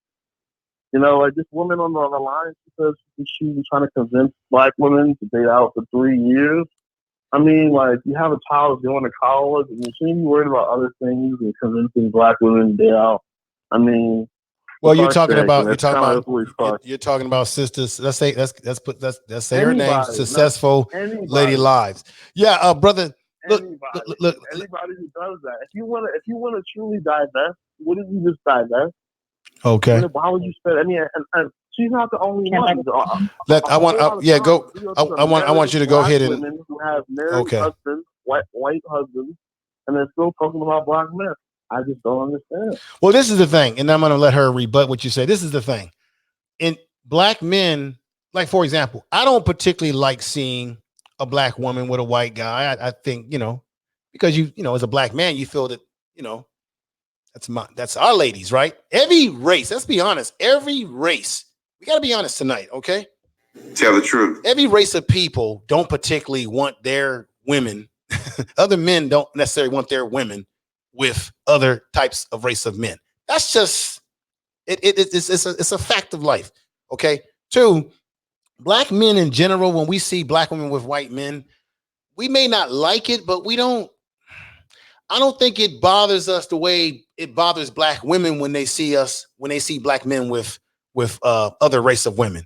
And because black women will tend to spend a lot of time. That's why I said, brother, I don't like seeing our women with other races of people, but I do know that black men in general, we're not as triggered by it as black women are triggered by us being with other races. Because usually when we're having these conversations, it's because black women bring it up how they don't like it. I used to hear this in the beauty shops. You know, sisters will say, you know, he gonna give all his success to her. You know, it's just the reality. These are the realities. Go ahead and rebut. You can rebut even what I said if you like, sister. Go ahead and say your piece.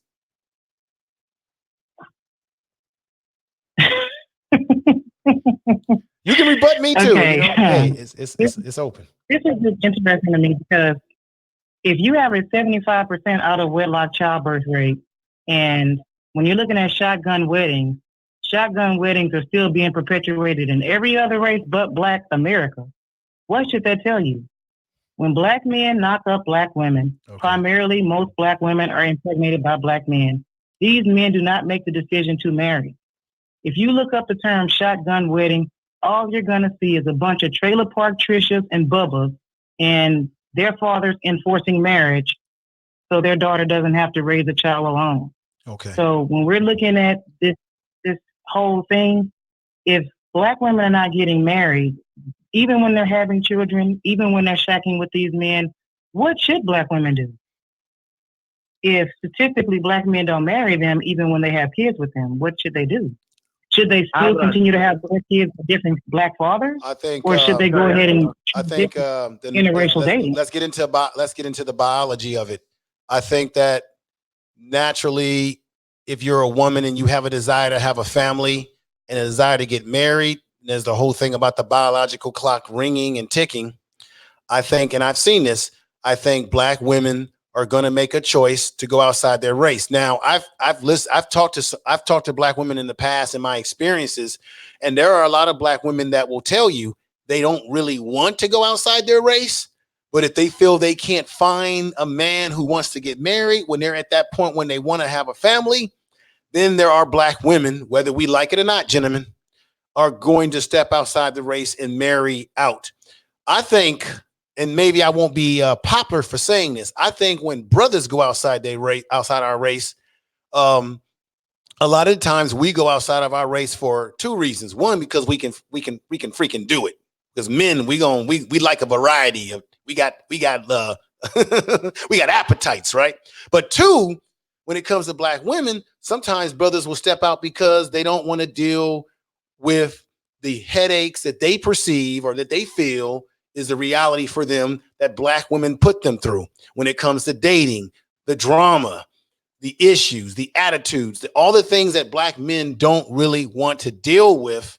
And when we come across Black women in our life that give us that pushback, and ladies will call this being a strong Black woman, but why does my woman need to be strong? I'm the man. I should be the one that's strong. I'm the one that should be leading the family household. I don't need my woman to be strong. I'm supposed to be strong. I need my woman to be a companion to me, to be a partner with me. But when Black men are having to compete with Black women, some Black women who give off this masculine energy, I'm saying some because, brother, I can't indict everybody because I don't know all Black women and all women in the world. Okay, I'm just being honest here.